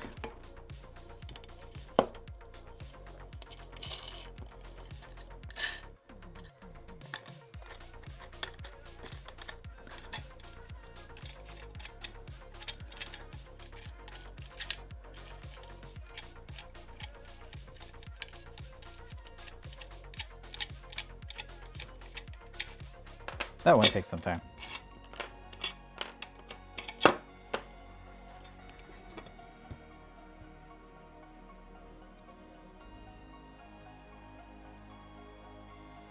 The other side's still better. And we're gonna do this as long as we need to get our perfect interface. So it doesn't actually matter too much whether you use just the corner piece for a two-way connection. For a three-way connection, of course, you want to use this as well, so it actually stabilizes the twist in all three directions. And we're definitely going to do that at some point, but not right now.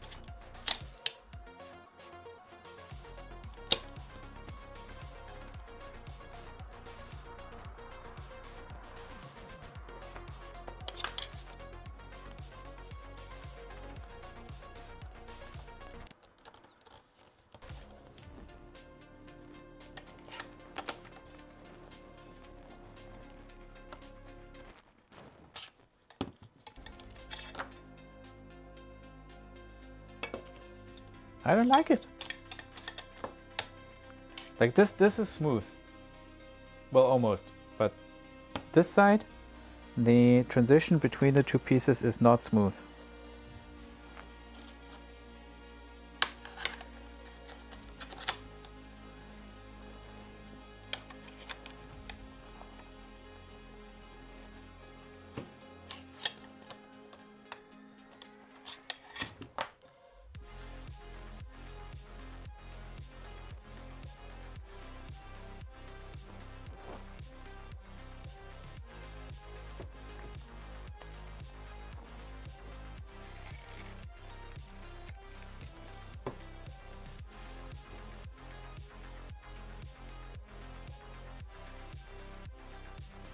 Slightly up.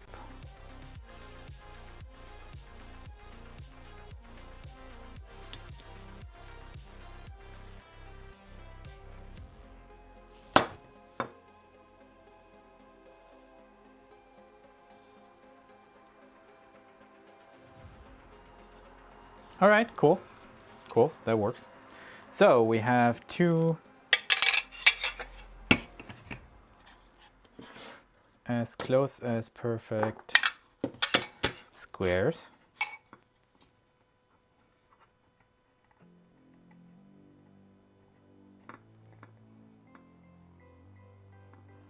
Oh yeah.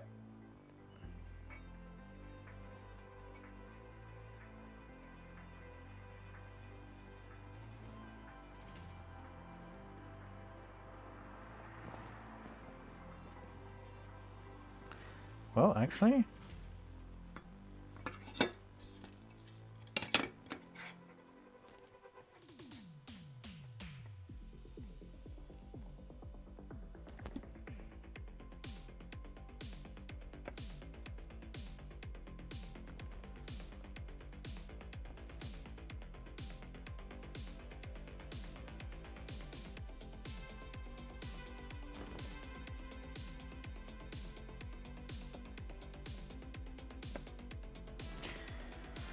yeah, ooh.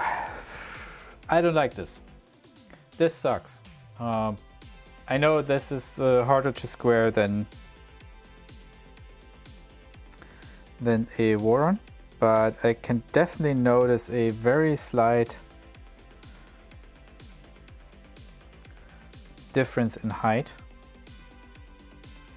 between those two sides here. There's a general difference in height between the top and the bottom one.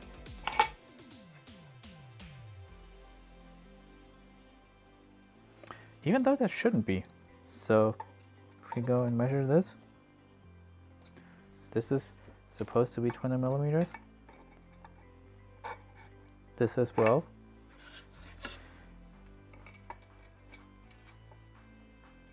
Total 20 and 20, and that's more or less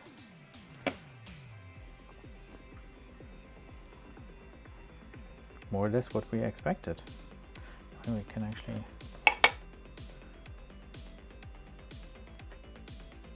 go and push these two against each other, and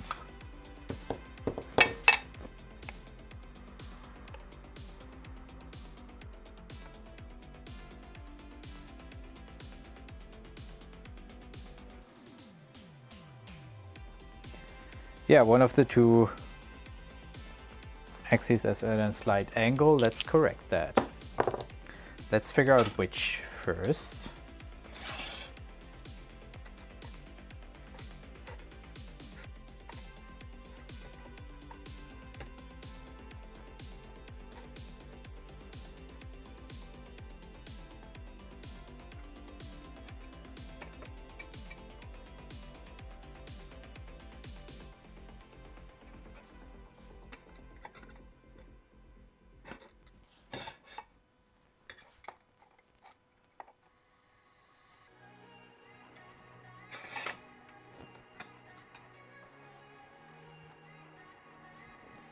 Can't be.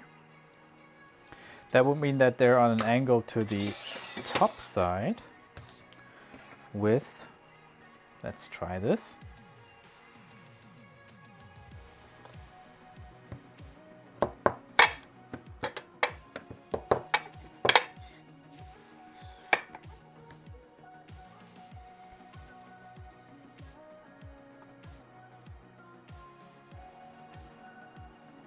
Oh yeah, okay, never mind. Never mind, I found the problem. These are flat, both of them. But if we're looking at this one, this is coming up. That obviously isn't what we want. So, let's go there. Corner piece here. Actually, the other way around.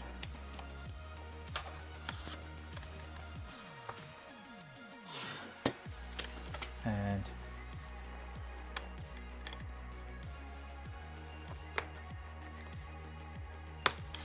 tighten that.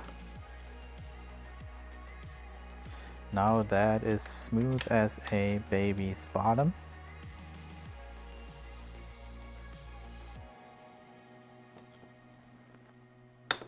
I don't like how high it is though. Let's try this the other way around. Push that in.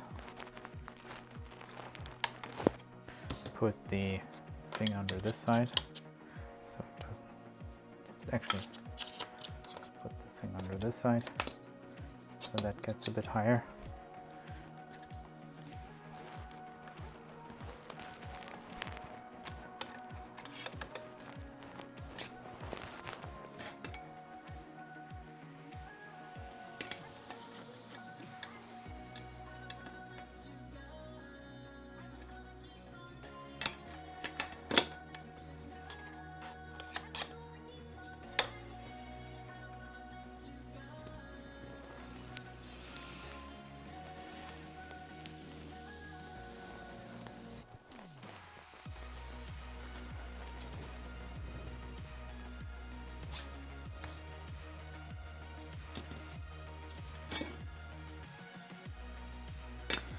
too high again.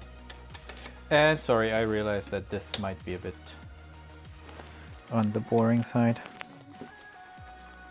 But really getting this square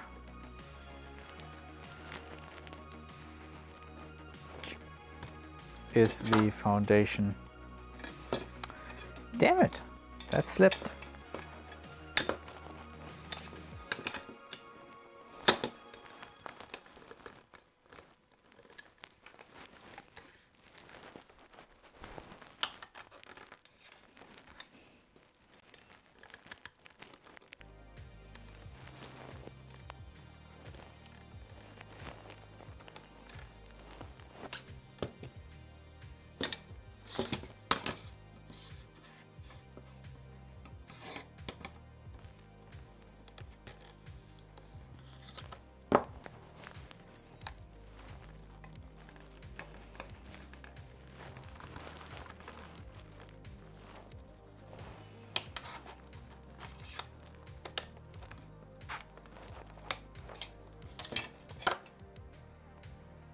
Still not smooth. Coming. That thing. Whew. This is driving me nuts.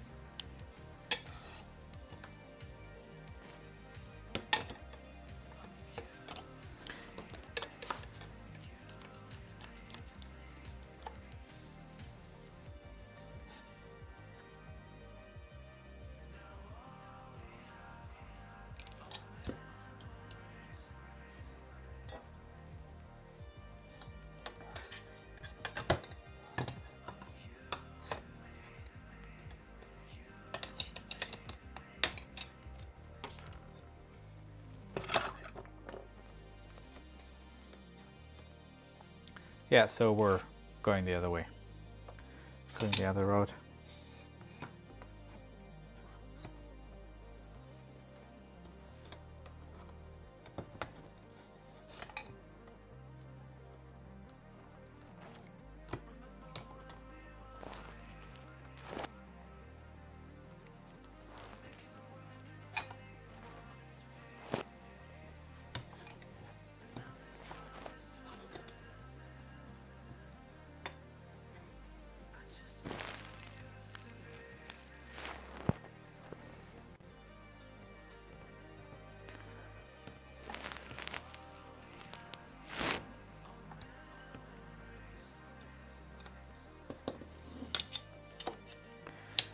Right, I'm sorry that you can't see that, but I'm basically pushing and shoving until I have the 1, 2, 3 blocks in a position where I want them to be. Pushing the extrusions against each other until they form a square. This is basically the construct. And that is also out. I am going nuts. So don't do what I did.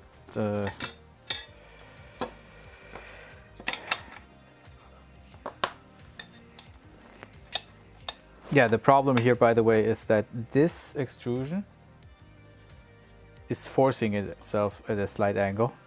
You can see that here. So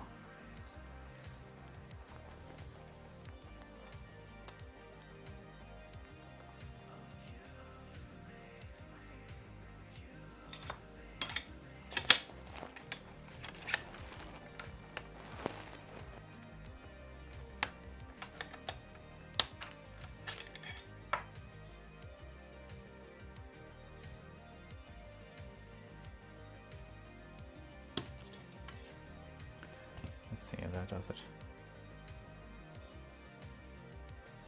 Yeah, okay. That should be fine. That should be fine. That is now smooth as a baby's bottom. Let's pull that tight. Pull that tight.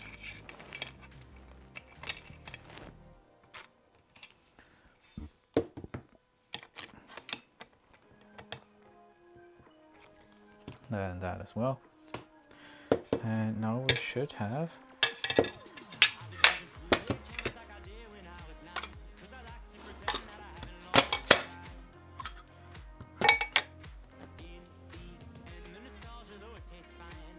yeah, that works.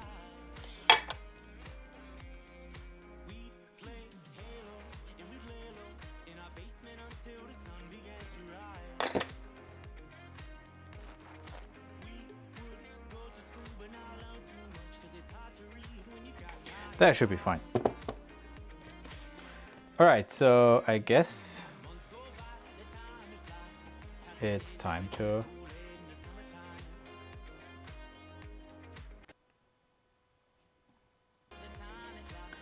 connect these.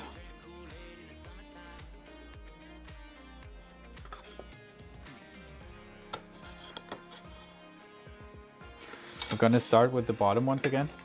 I'm going to put this to one side.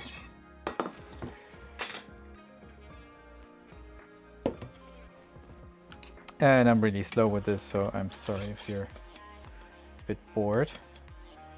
If you're watching this past the fact, please remember that you're actually able to accelerate the video.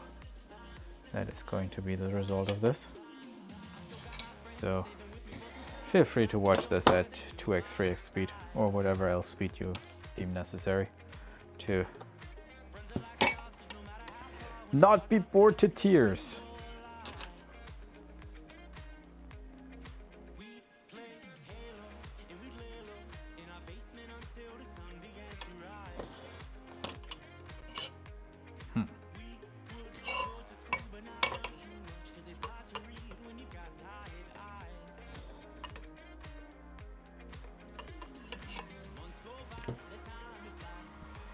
So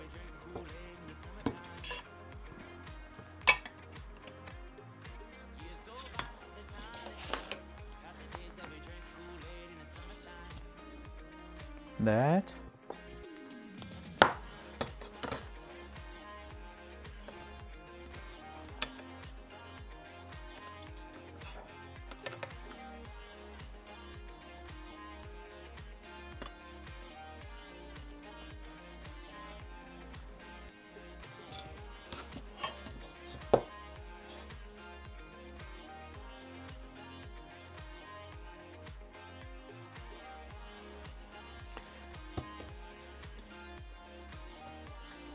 let's see how that does.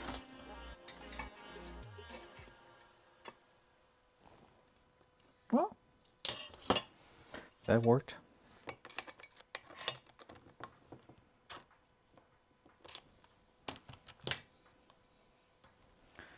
And let's put in the other one as well.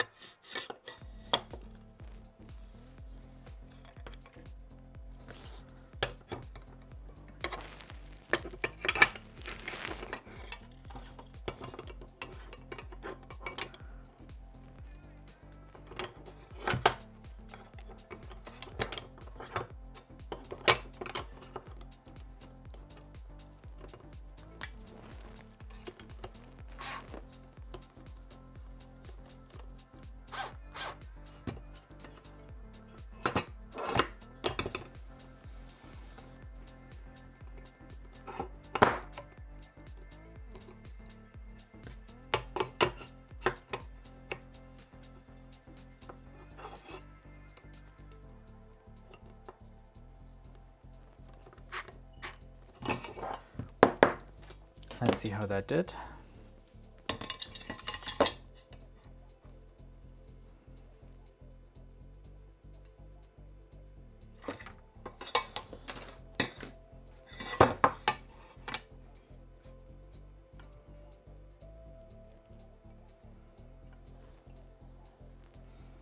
Nah, I don't like how that's oriented.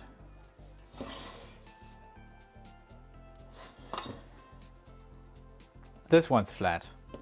This one ain't. Is the main issue I take with that. So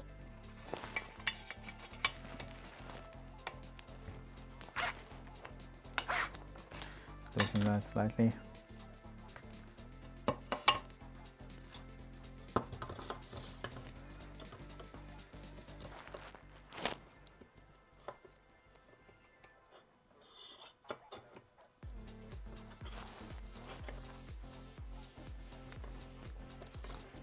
Push that down.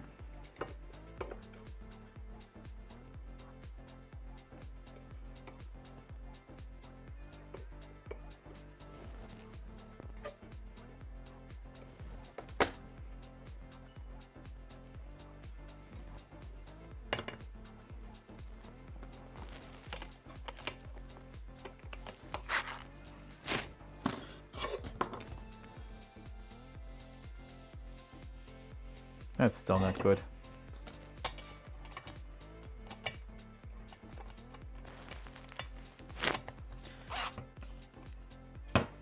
So I guess instead of showing you this, I will actually have to do this free hanging off the desk, which you obviously can't see. So sorry for that. Actually, come here. Just gonna do mobile cam instead. So we have the thing hanging off the side here. We're going to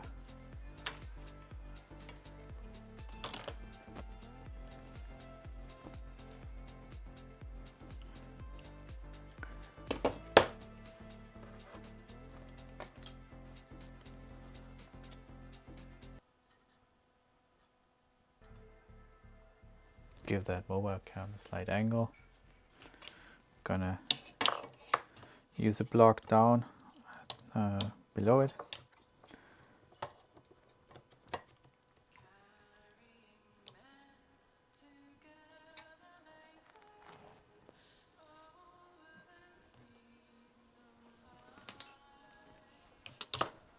Whoa, and I'm throwing things around.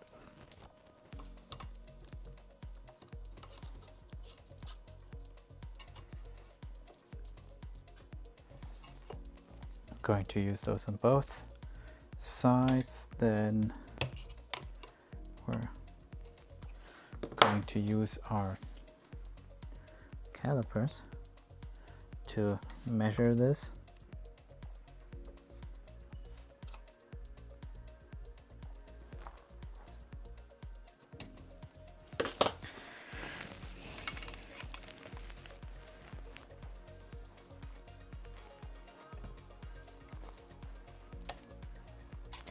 That moved, so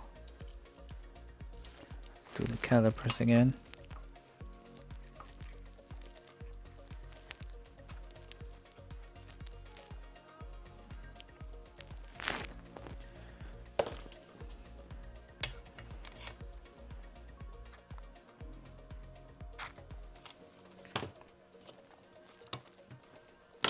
Let's see what the result here is. And by the way, this is exactly why it's better to have a proper surface.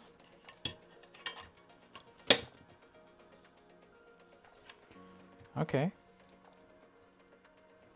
But what I'm showing here is if you don't, you can still build the printer. It's just going to be a pain in the ass.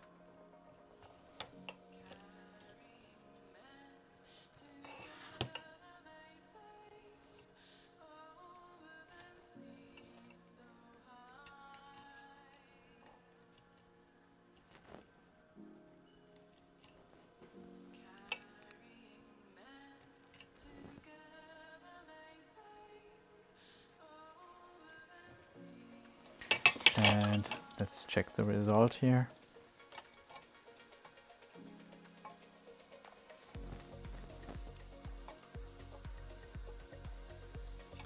Yeah, that's pretty decent. The upper corners obviously going to be easier here, because now we can use our FISEC tool to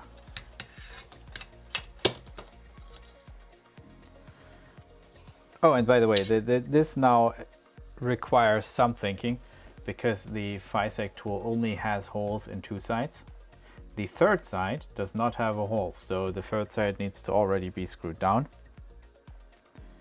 which means that we're going to do this way. And we're going to angle it this way. And now, just for kicks, because I don't think we are actually going to get much of a benefit from this, but just for kicks, let's screw this down completely.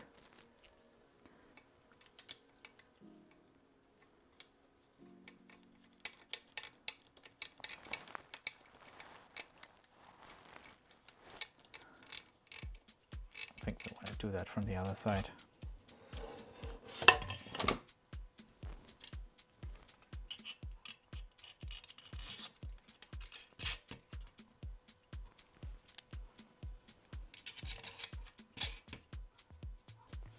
And obviously you can't see anything because the freaking desk is so small.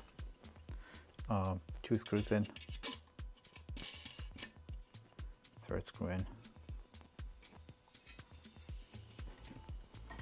pressing everything in until it sits flush.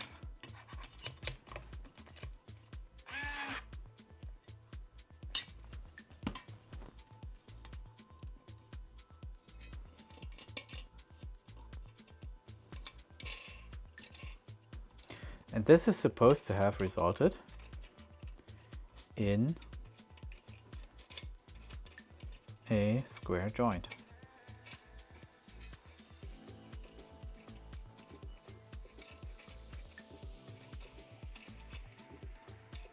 Let's see if it did. Yeah, that's pretty good. It's pretty good. Should have pushed it more upwards though.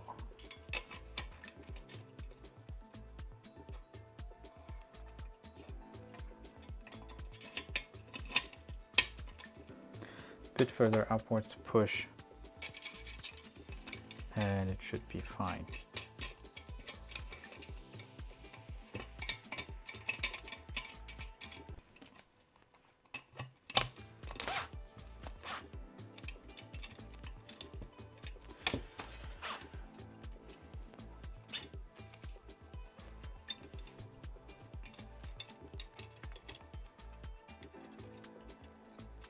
So that shows that there is still some play in these. And obviously, why wouldn't there be?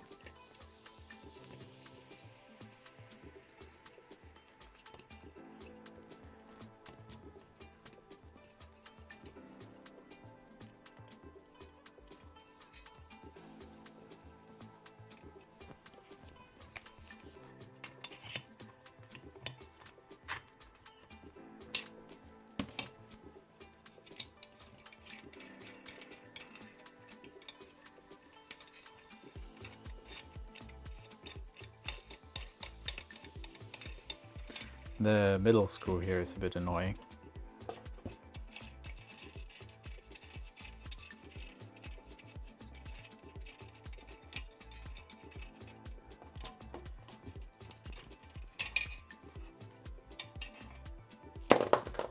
But let's see how that did.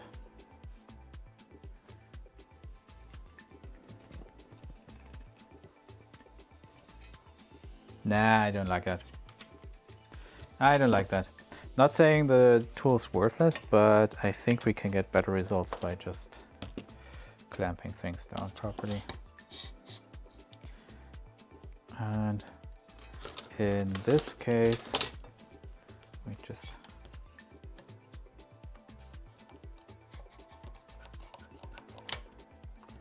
clamp this down. for the other side, we can clamp this down.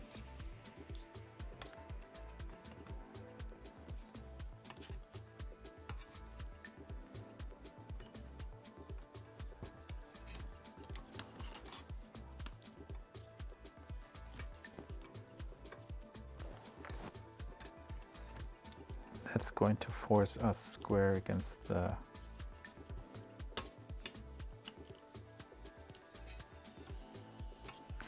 top here and against the side there.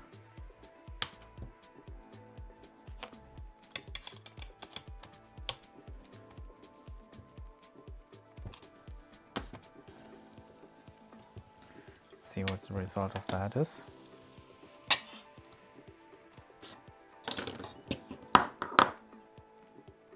Flat, flat, flat. Not angled. So we're going to use the clamping method after all. This thing is kind of a bit of a disappointment, to be honest, because like dealing with those screws is just as slow as dealing with the blocks, and the blocks, if you use them correctly, better results, I think. At least this first one was. So yeah, let's do another. That in there, and then we're going to clamp that for one side.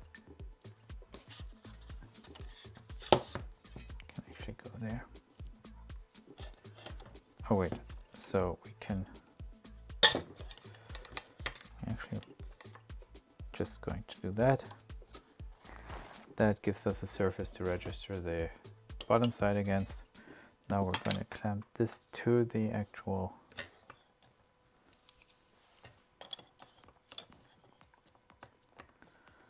extrusion.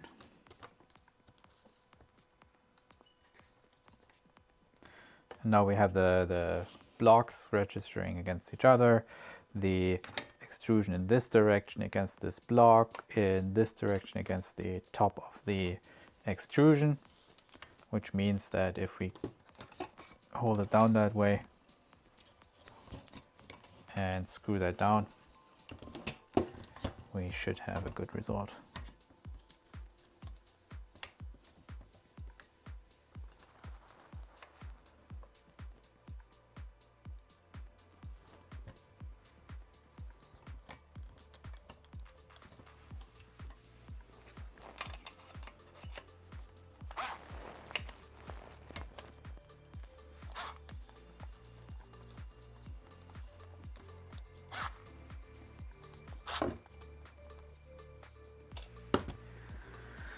So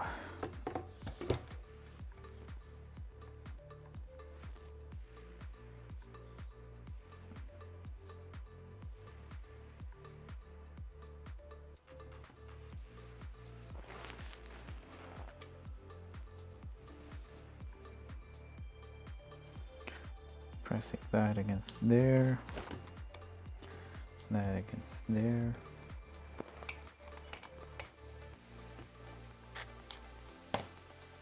Let's check a result.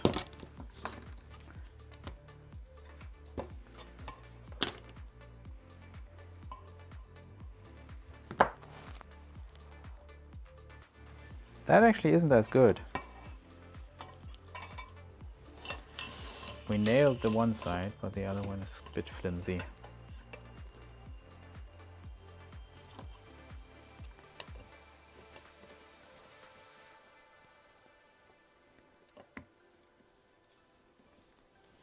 So let's do that again. This is a bit of an experiment for me. I haven't done this before.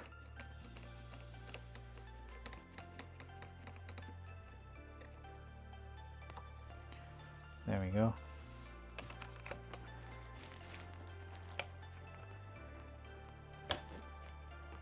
Loosen that. Press it against the top surface.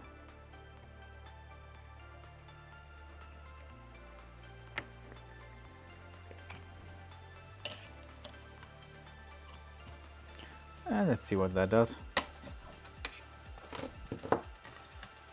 And I'm sorry that you can't actually see as much as I want you to. And that is way better. There we go. So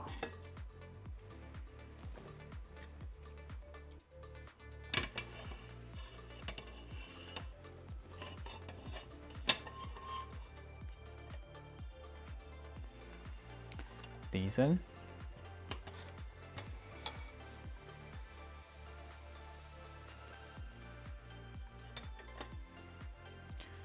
And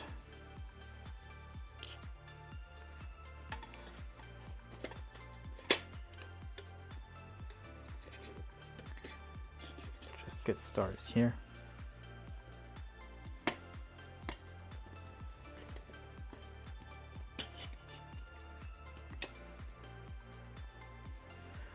Pressing in this way kind of removes the need for us to hold this down, to press this against the top end here. It could still slide lower, but otherwise this pressuring this in there.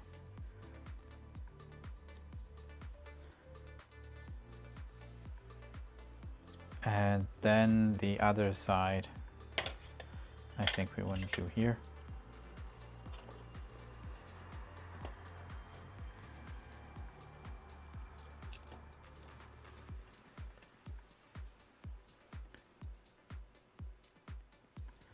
So we can screw this in from the top.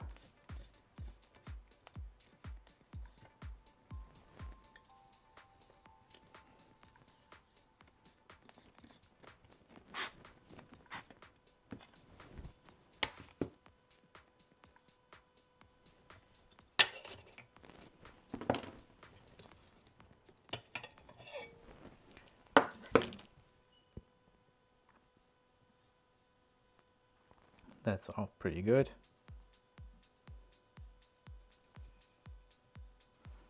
No, that's not. That is not good.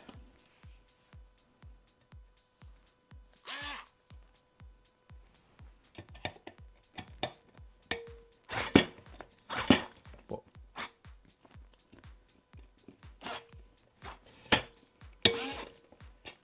There we go.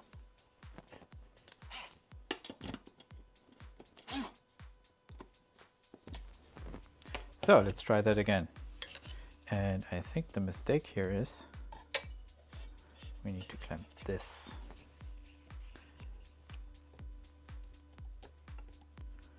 That way. So these press against each other and make that flat. And now we need to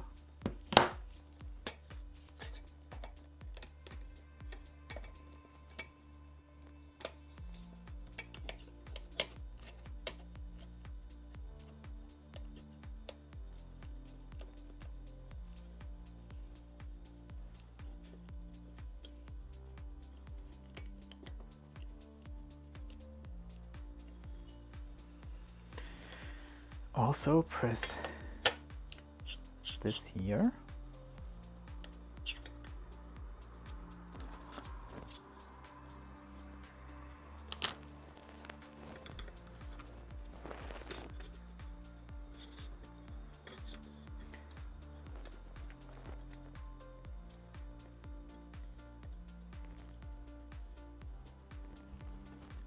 And then that puts pressure there, that puts pressure there. Now we just need to make sure to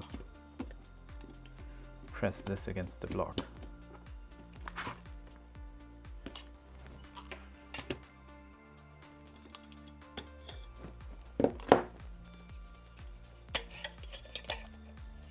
And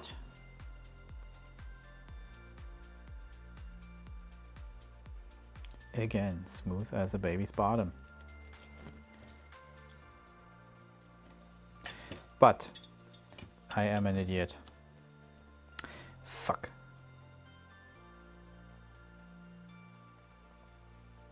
Yeah, I'm an idiot. I'm sorry. Remember how I told you that these two marked and these two marked are the same length, and these unmarked ones here, this one, and these two, and these two are not. This means that we're basically, like, we didn't do what we wanted to, which means we're going to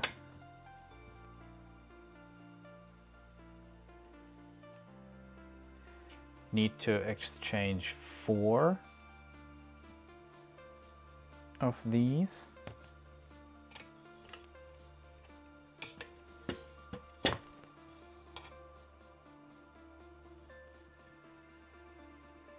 Yeah. Let's go. Sorry, this is going to draw this out quite significantly.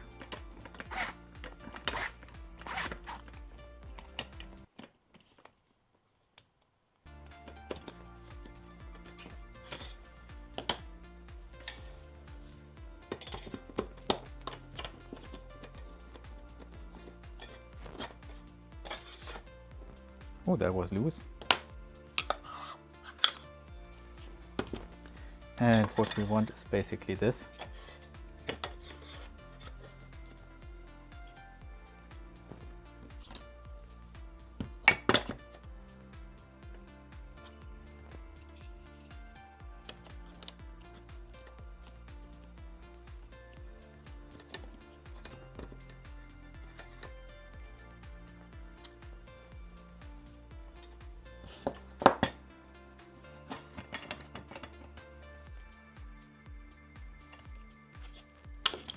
And I'll have to take that beyond the corner of the desk again.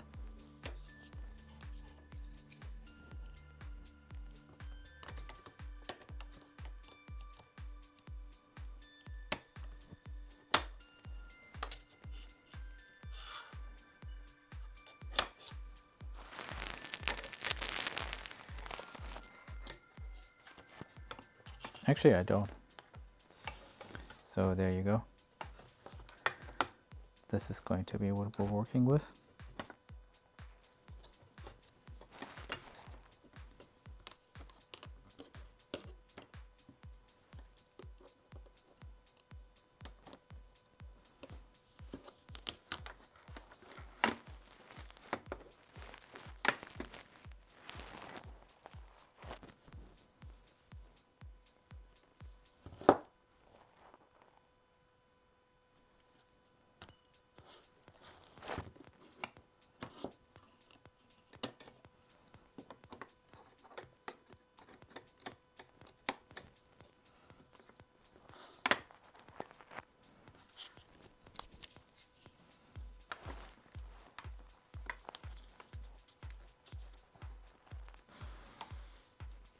There we go.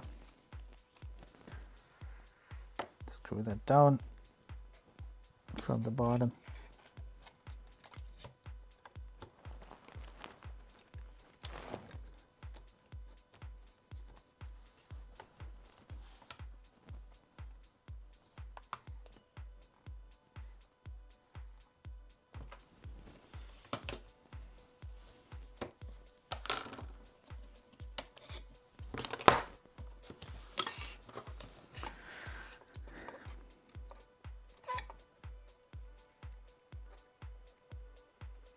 Check the distance, that's pretty good still.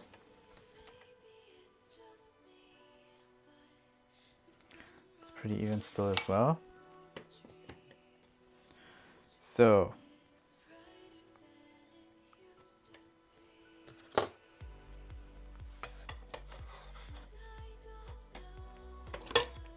same here.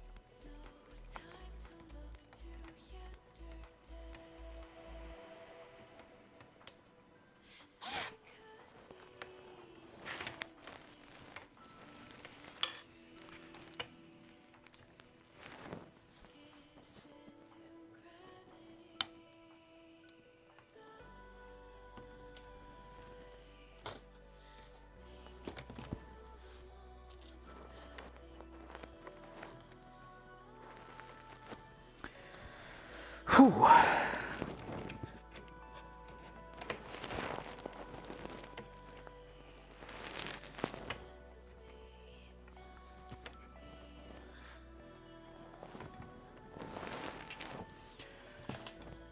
Let's see how that goes. How that does.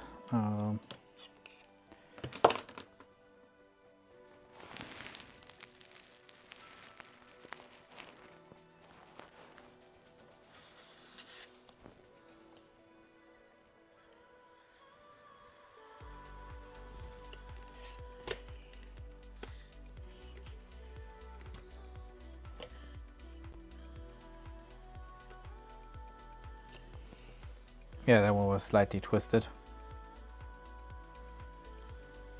I think by untwisting it we didn't actually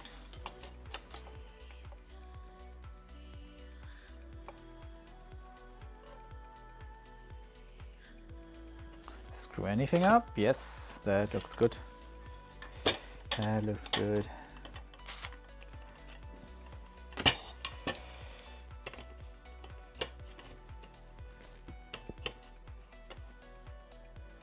Which means the side that's still left is this one.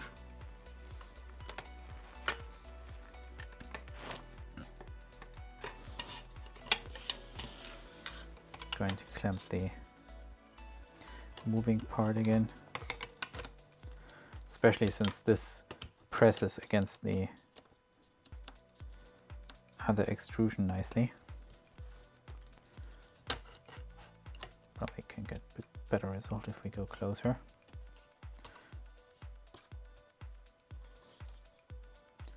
And then the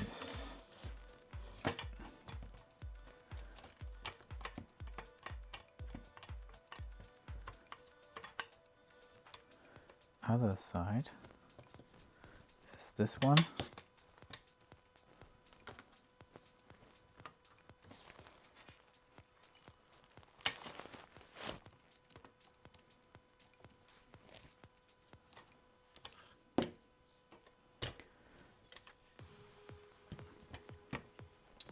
The problem with this side, though, is that both the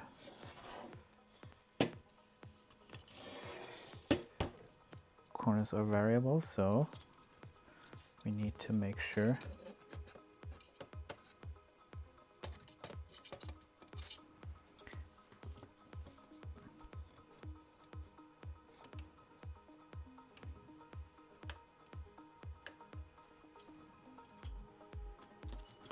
that one has the right distance.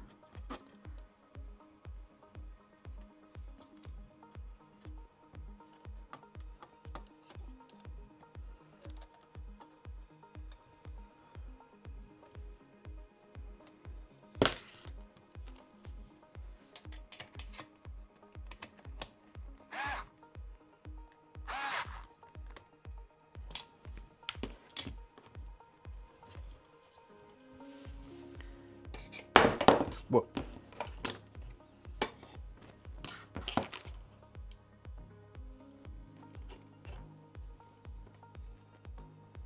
And if we're lucky, this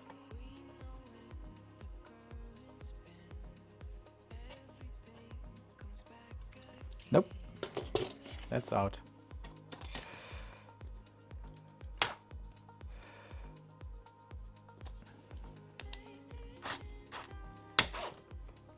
So if that's giving us so much trouble, we're going to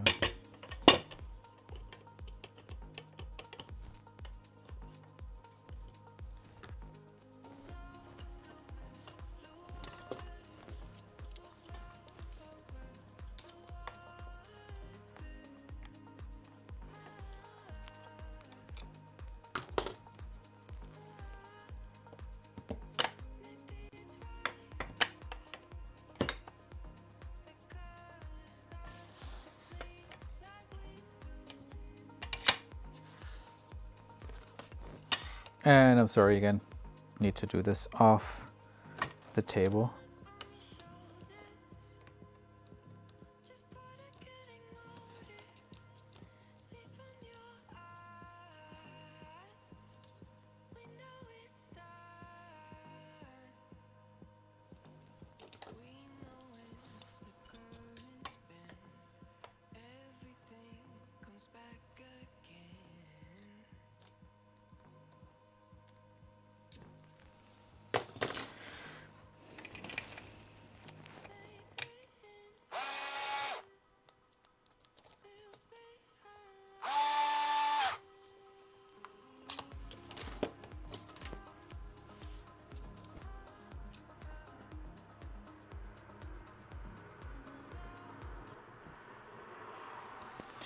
That's still out.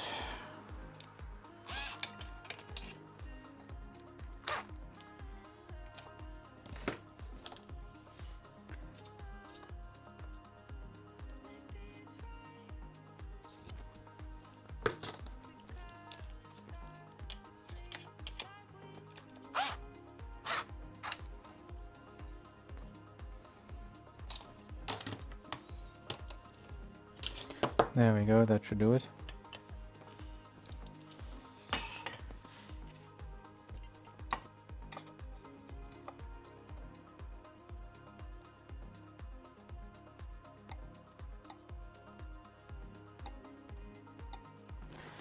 And it is still slightly out, but I think we're going to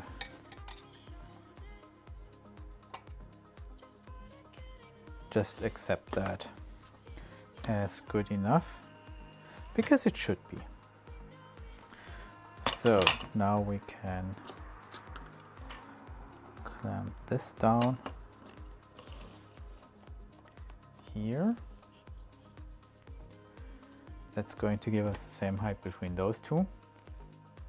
And we need to make sure that we also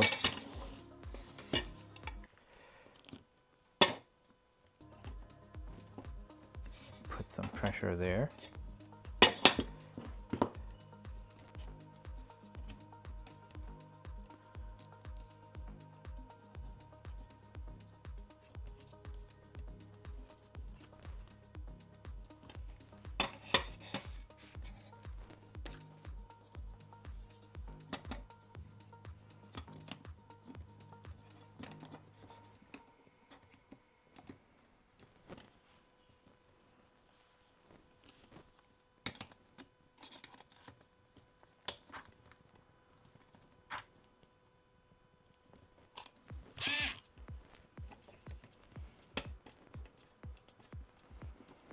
And that should put both of these at the same level.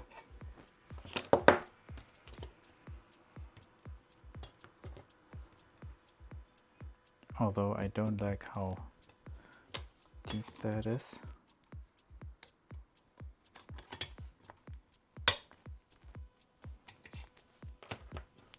So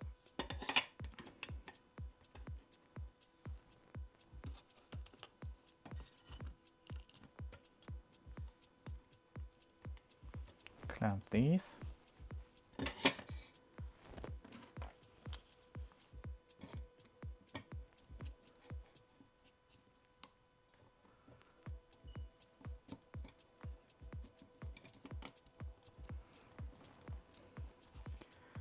Clamp these.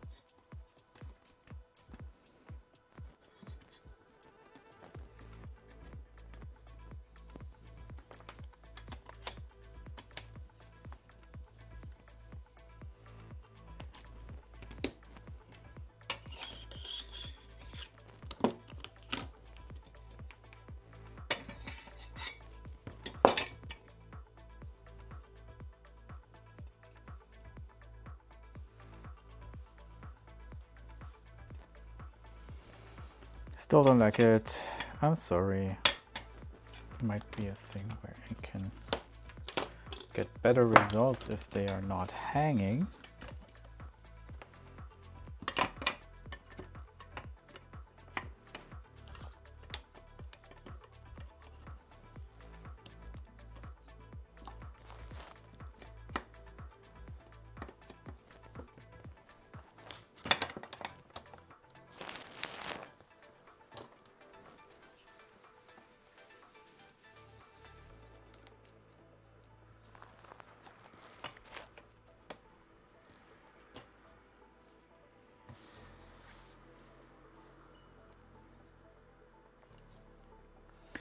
And yes, you're not seeing anything again.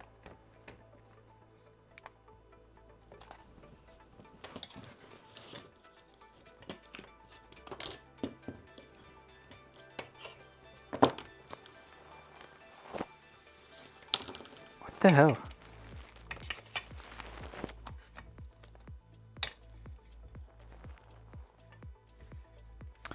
Oh, I'm an idiot. I am such an idiot. I loosened the wrong.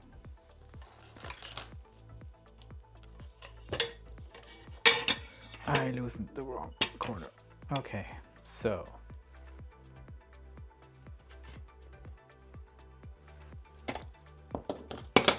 I guess we need to do both again.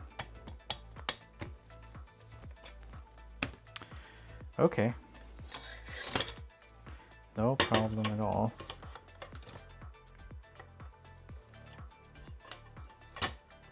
So we're gonna do you first. You need to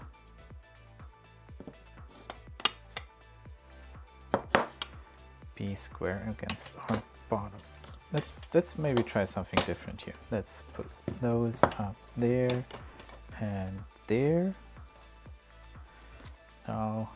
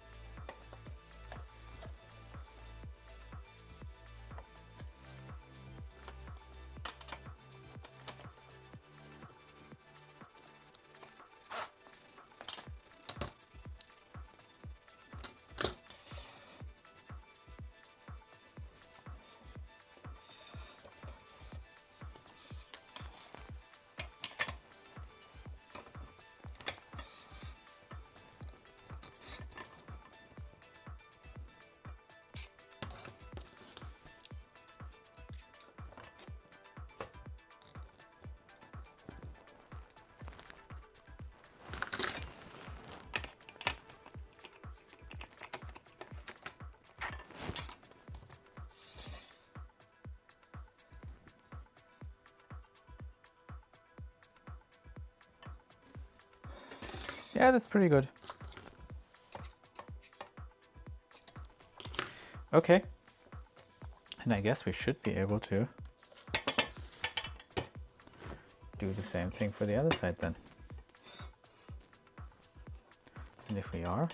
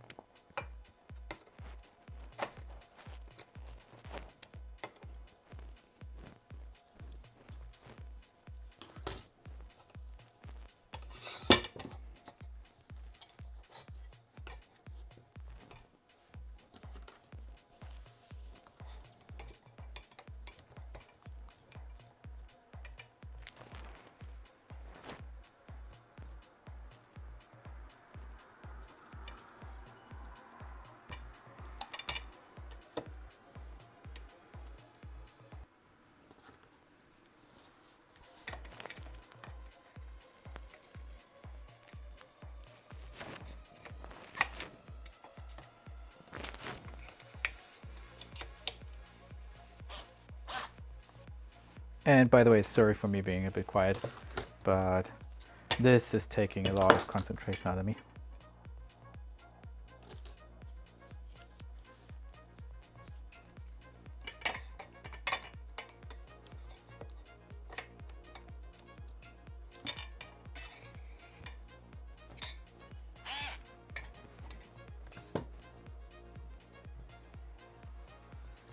Let's just do it this way. Gonna clamp that and gonna clamp that.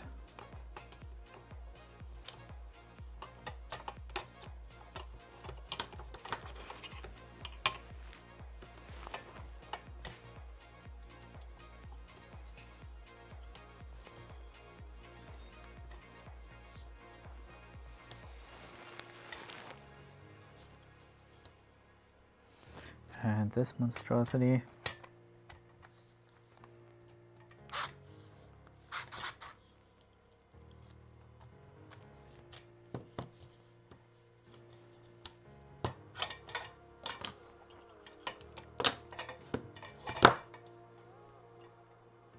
Nah.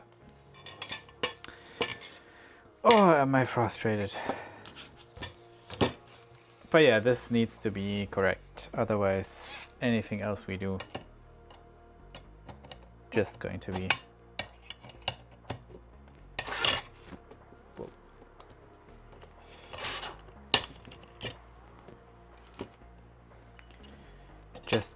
half as good. We don't do half as good.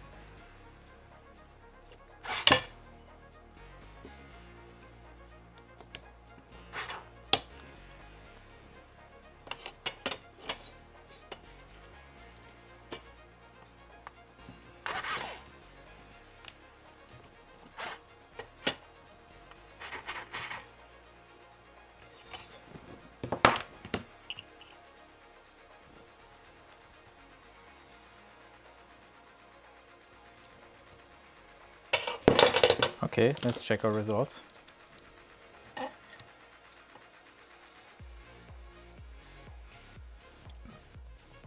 Okay.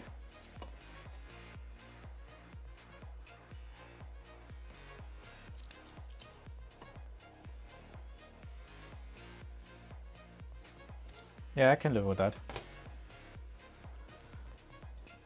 That's pretty good. We're going to finally tighten those down once we have the whole thing square. I'm kind of curious to see what the end result's going to be. One result we already know. We already chipped one of our extrusions, which, well, was to be expected.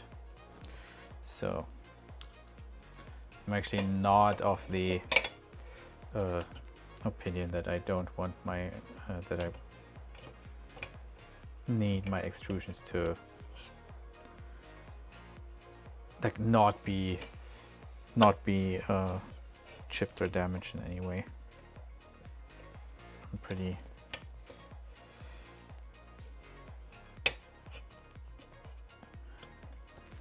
pretty utilitarian in that way. As long as the printer does what it's supposed to do, and as long as it doesn't look super bad doing that. I mind a few battle scars.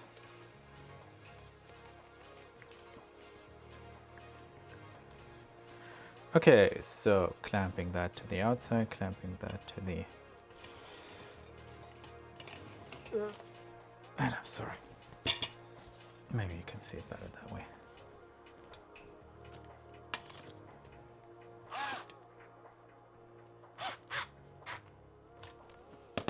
And we're going to check our result. And if it's not good, we're going to do it again.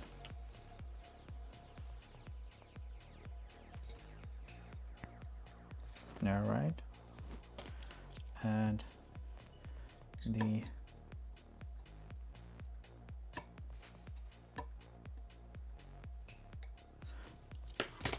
20 millimeters, pretty good as well. There's a slight twist in here.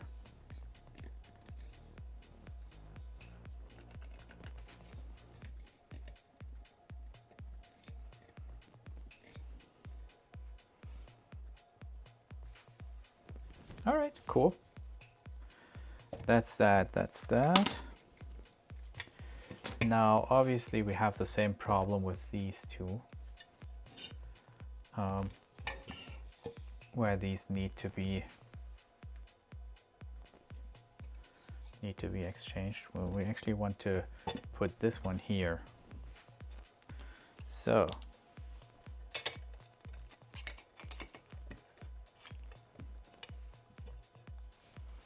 that one's still loose.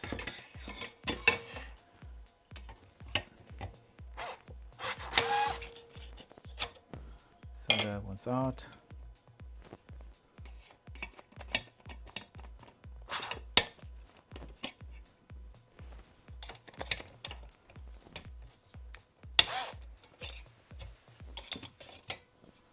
That one's out as well. And what we want to get to is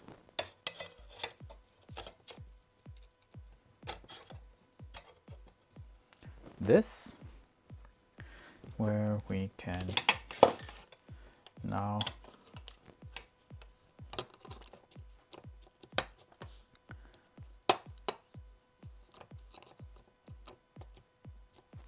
clamp that down.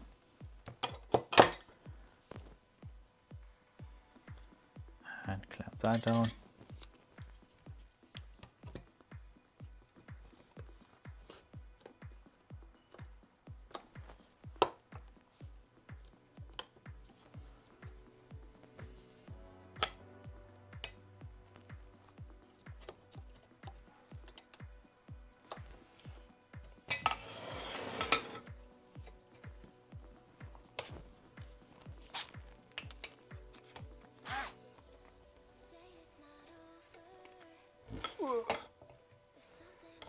And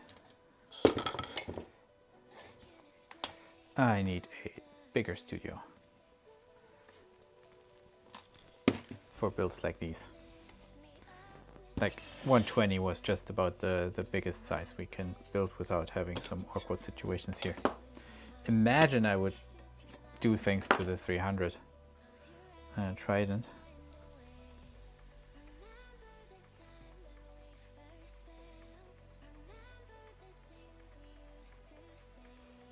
Yeah, that's fine. Cool.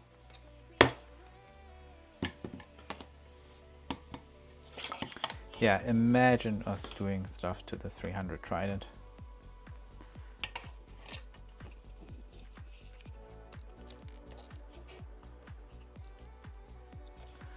And we actually want these.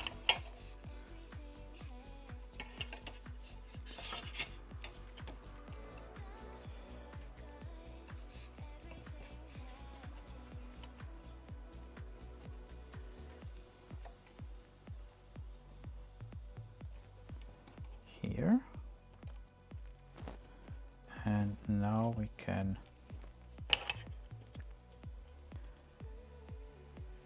clamp this down this way.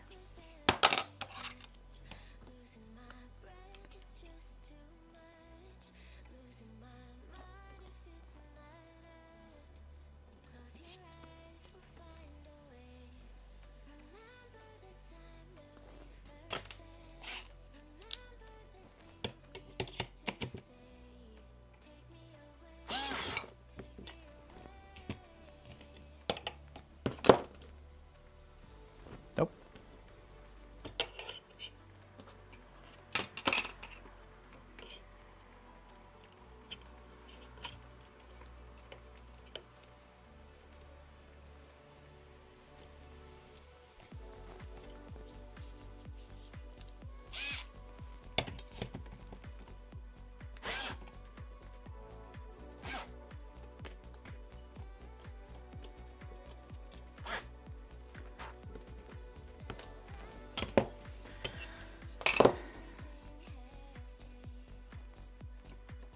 That's flat enough.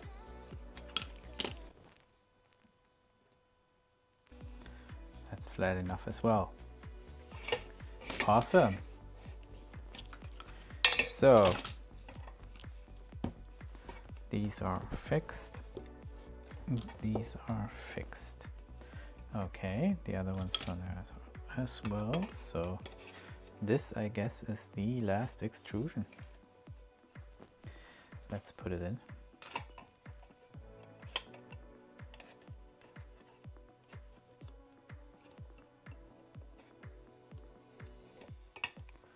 And gravity is going to pull it down, so we can actually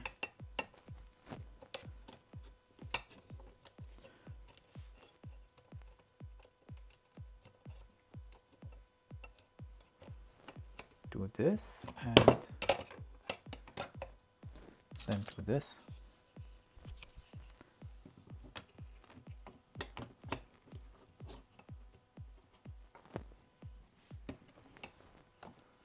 Well, that's going to be a bit tricky.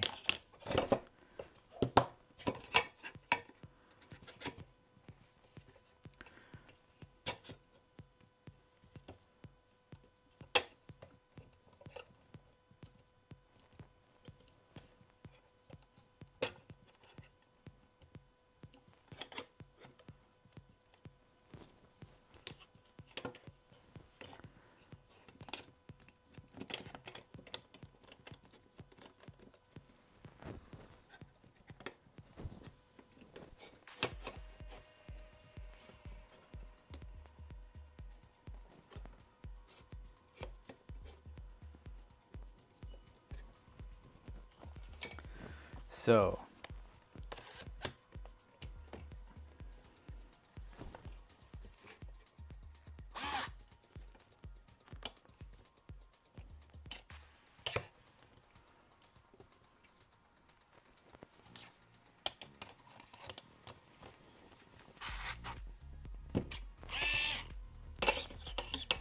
there we go.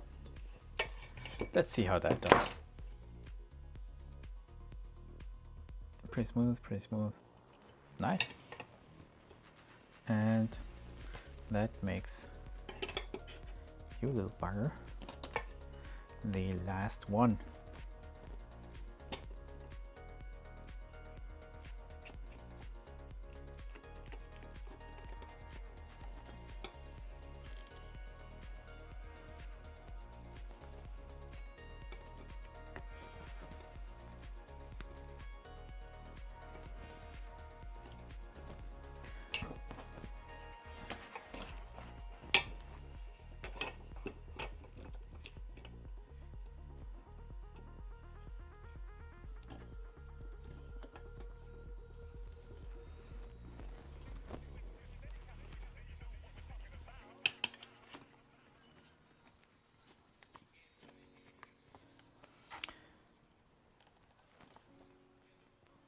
And that gives us a square frame, I hope.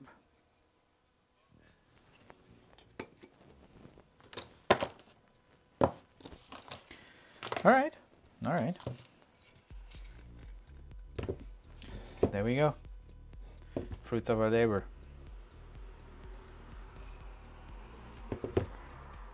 This is supposed to be square. Now, the way to find that out is obviously measure the diagonals.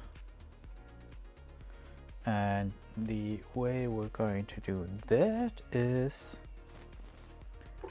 let me see here.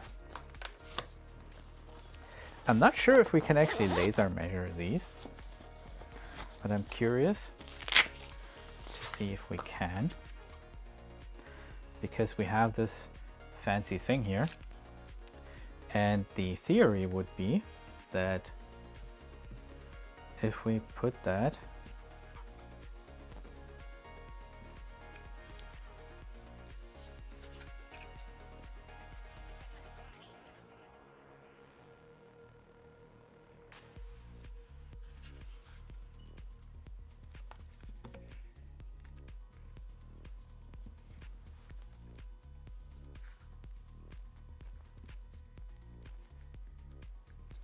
into a corner and point at the other corner,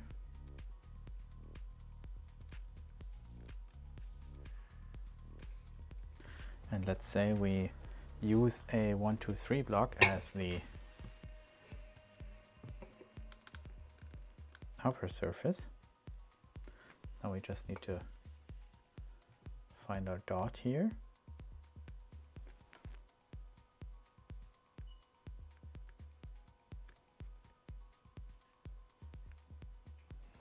and that says 0.388 meters, which, if we do the same thing here,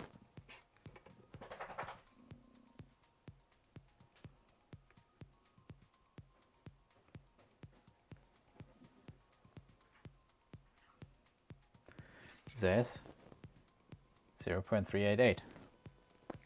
Not bad. Now the other side, let's actually put this down here.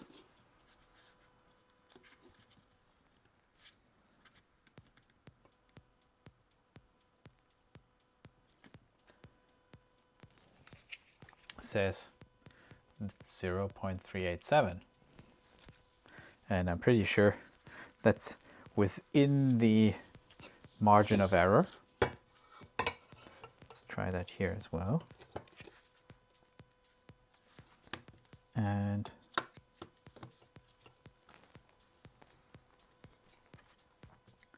let's aim for a corner.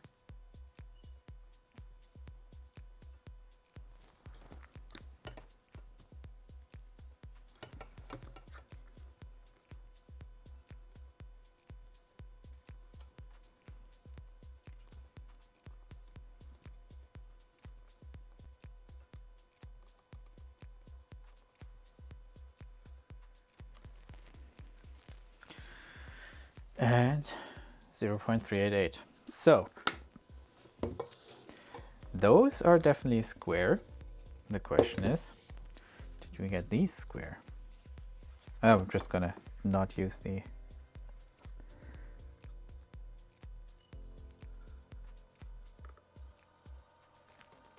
that's 0.419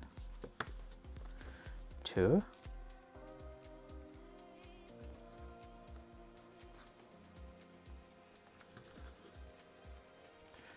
0.418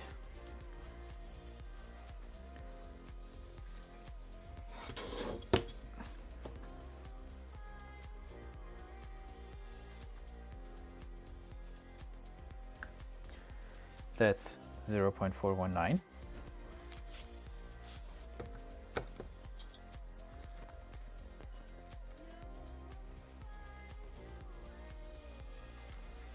to 0.419. Now I'm not quite sure which direction I rotated, but I'm going to rotate towards me.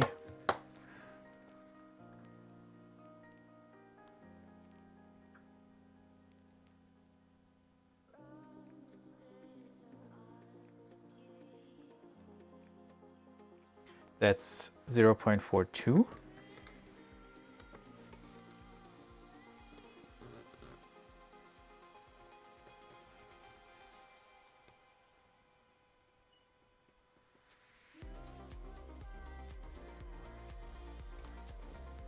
That's 0.418. So that's kind of cool to see. We're plus minus 3/100ths of a millimeter. 419.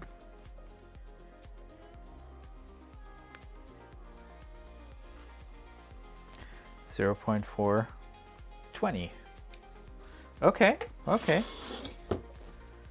think we got them all right.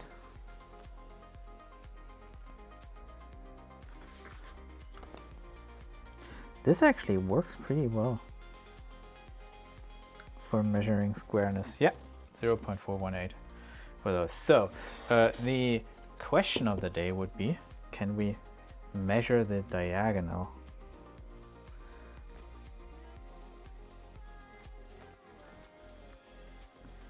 Because I imagine that going to be a bit of a problem.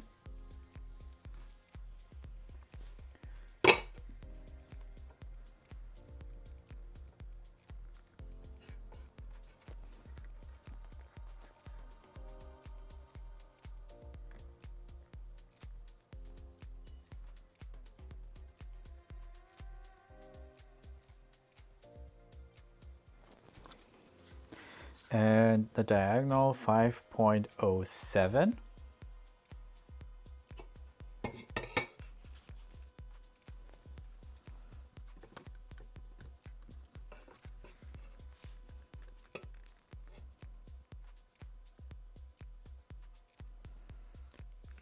To 5.04. Okay, let's take another measurement here.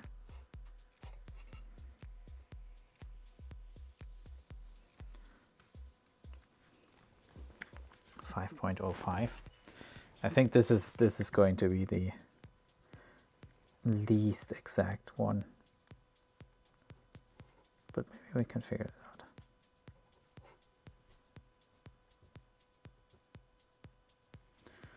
Yeah, 5.04 to, let me see if we can replicate that here.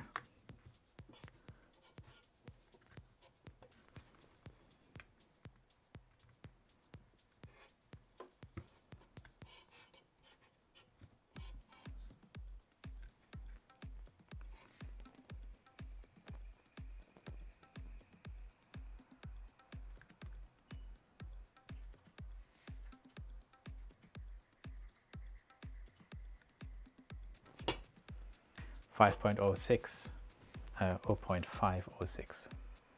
So that's 0.02 of a millimeter out between those two diagonals. Now let's check these here.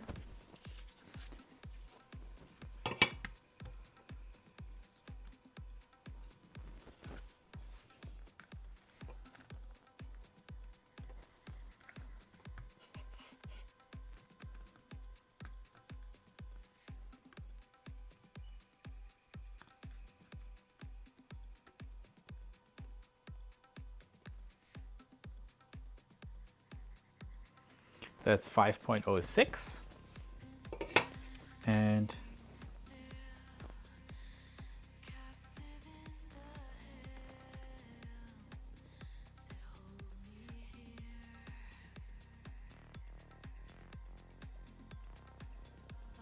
.05. Ooh, wow. This thing is square. We're going to destroy that to some extent in a second. But we're dealing with hundreds of millimeters out now. So I am so pleased with that. You cannot imagine.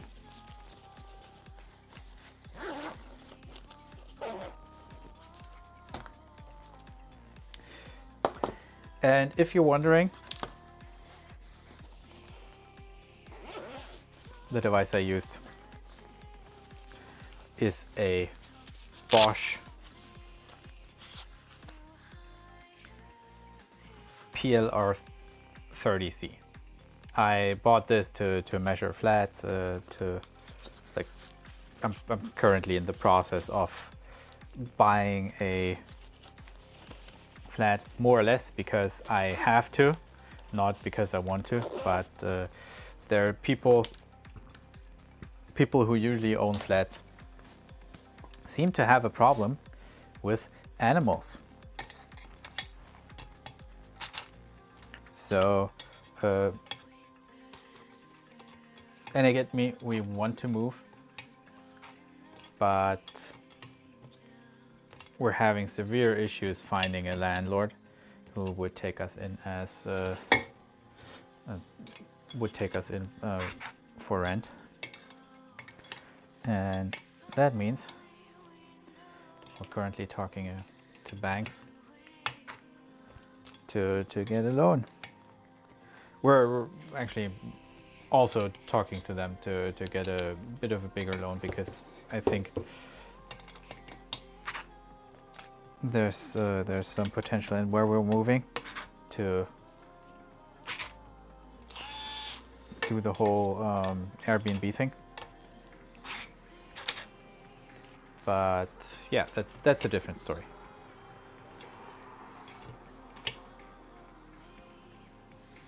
Anyways, I am very pleased with these results.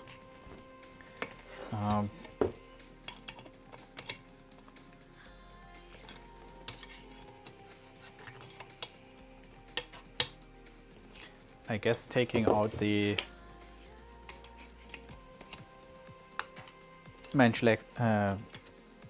length matched extrusions and placing them in a different location they were meant for was actually a good idea. So yeah, this thing is square as hell. Pretty satisfied with that. I was kind of looking at potentially also getting into cleaning up the rails and doing a few other things, but I think this is where we're going to leave it. We are, however, going to have a quick play with Enek. Just so the poor guy finally gets his meal. Hey Enek. Okay, da los. Okay, Steins. Steins. Yeah, Steins. Yeah, and otherwise, cool. This took way too long, to be honest. This took way too long. I'm pretty sure people can do this faster. But this is not to show how fast I am with these builds and then screw something up. This is to show that you're allowed to struggle with these.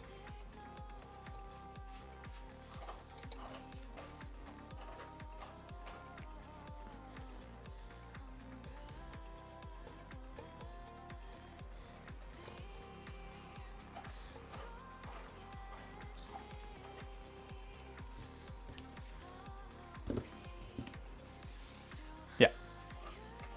So that's pretty cool. Our markers are gone. Our frame is square. Pleased with that. I am very pleased with that. Na los. Na los.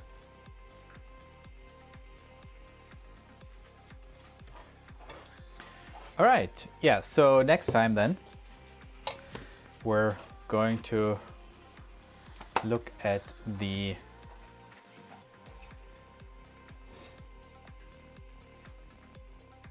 yeah, we did that. We're good. We're square. Next time we are going to mount the linear rails, I see. So that's going to be a lot of fun. The main problem with that is that we will still need to prepare the rails first because they are absolutely messy. They are very much packed with it's okay, Steins. Very much packed with shipping grease, and that's not going to fly. That's not going to be the thing we put in there. So we're going to clean them up. We're going to use super lube. No, actually we're going to use this EP2 grease on the linear rails. Yeah, that's going to be fun. Let's clean this up.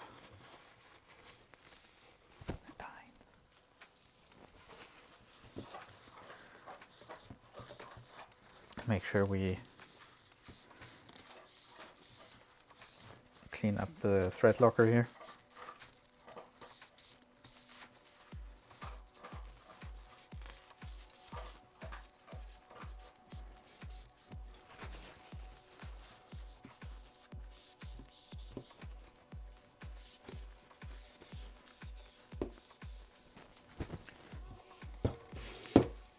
It's okay, Steins. Enek is kind of looking at me going, hey, dude, what's going on?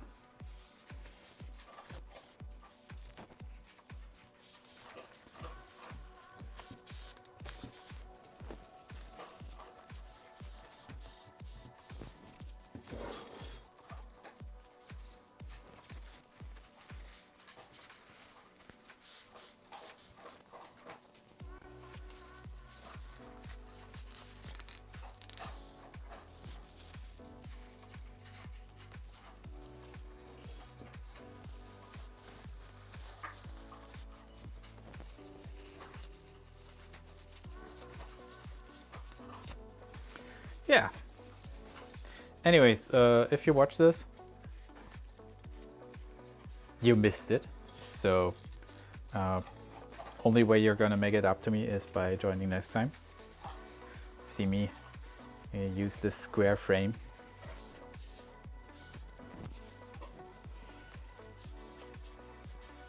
To its intended purpose, and continuing obviously to do things just about over the top. So this printer, this build, gets to be the most awesome Annex K3 we can build. Although don't take my word for it. The Warren V0 turned out to be really good just because we took our time. We did things one step after another.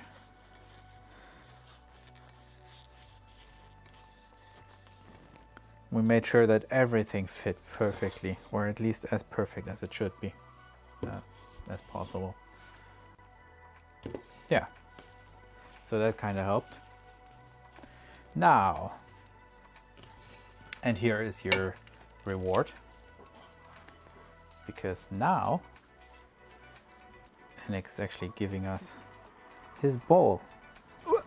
Thank you. And as every dog should, he did it right. So he gets a treat. And let me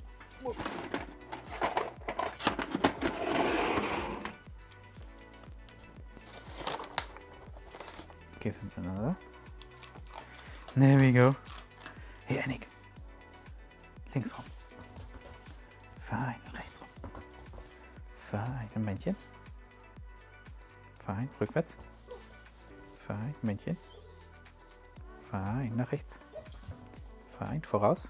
Voraus. Verneigen. Fein, Sitz. Fein. Links rum. Fein, rückwärts. Fein, drauf. That was it. Almost. Almost. The dog almost got me. Drauf. Nee. Drauf. Fein. Hier. Hier. Fine. There we go. That was almost taking my hand off. Almost taking my hand off. So that was your reward for just basically sticking around till the end, waiting for Enek to finally be able to get his food. And yeah, that is it. So to recap, we built a square frame. We built it square, so it's a square frame. Next time, we're going to continue to build on top of our square frame. So we're going to have a lot of fun with this. Try joining us if you're interested to see what happens with this printer. Like I said, the V0 turned out to be phenomenal, and we took our time with that as well. So this is slower. If you don't mind it, come by, have fun with us. Let's get into a bit of a conversation. That's something we didn't do this time because it was so late, because I was hanging out alone. So next time, very likely, if the ISP does the ISP thing correctly, then very likely next time will be on Saturday. Let's say 8, because it's still nice out, and 7 kind of cuts into the Enek outside time a bit. So Saturday at 8, that's Central Europe, so 7 p.m. UK, 2 p.m. Eastern, East Coast, and 10 a.m. West Coast. So yeah, I would really love to see you there. I hope you find some enjoyment in this. If you're so inclined, subscribe, like, share this with whoever you think is appropriate or interested. And yeah, check out the links in the description below. I'm pretty sure I'm almost out of time to get the Amazon affiliate free buys in. So if you need something from that list anyways, feel free to just grab it and grab it via the link, so we can stay at Amazon affiliates. Helps out the channel, helps out me to like afford this stuff, because everything you see here, from the tools to the printers to the kits to the everything, is bought with my own money, including the set setup. So yeah, let me know if I can do anything better. Otherwise, see you next Saturday. And yeah, definitely join us then. Or until then, thanks for playing.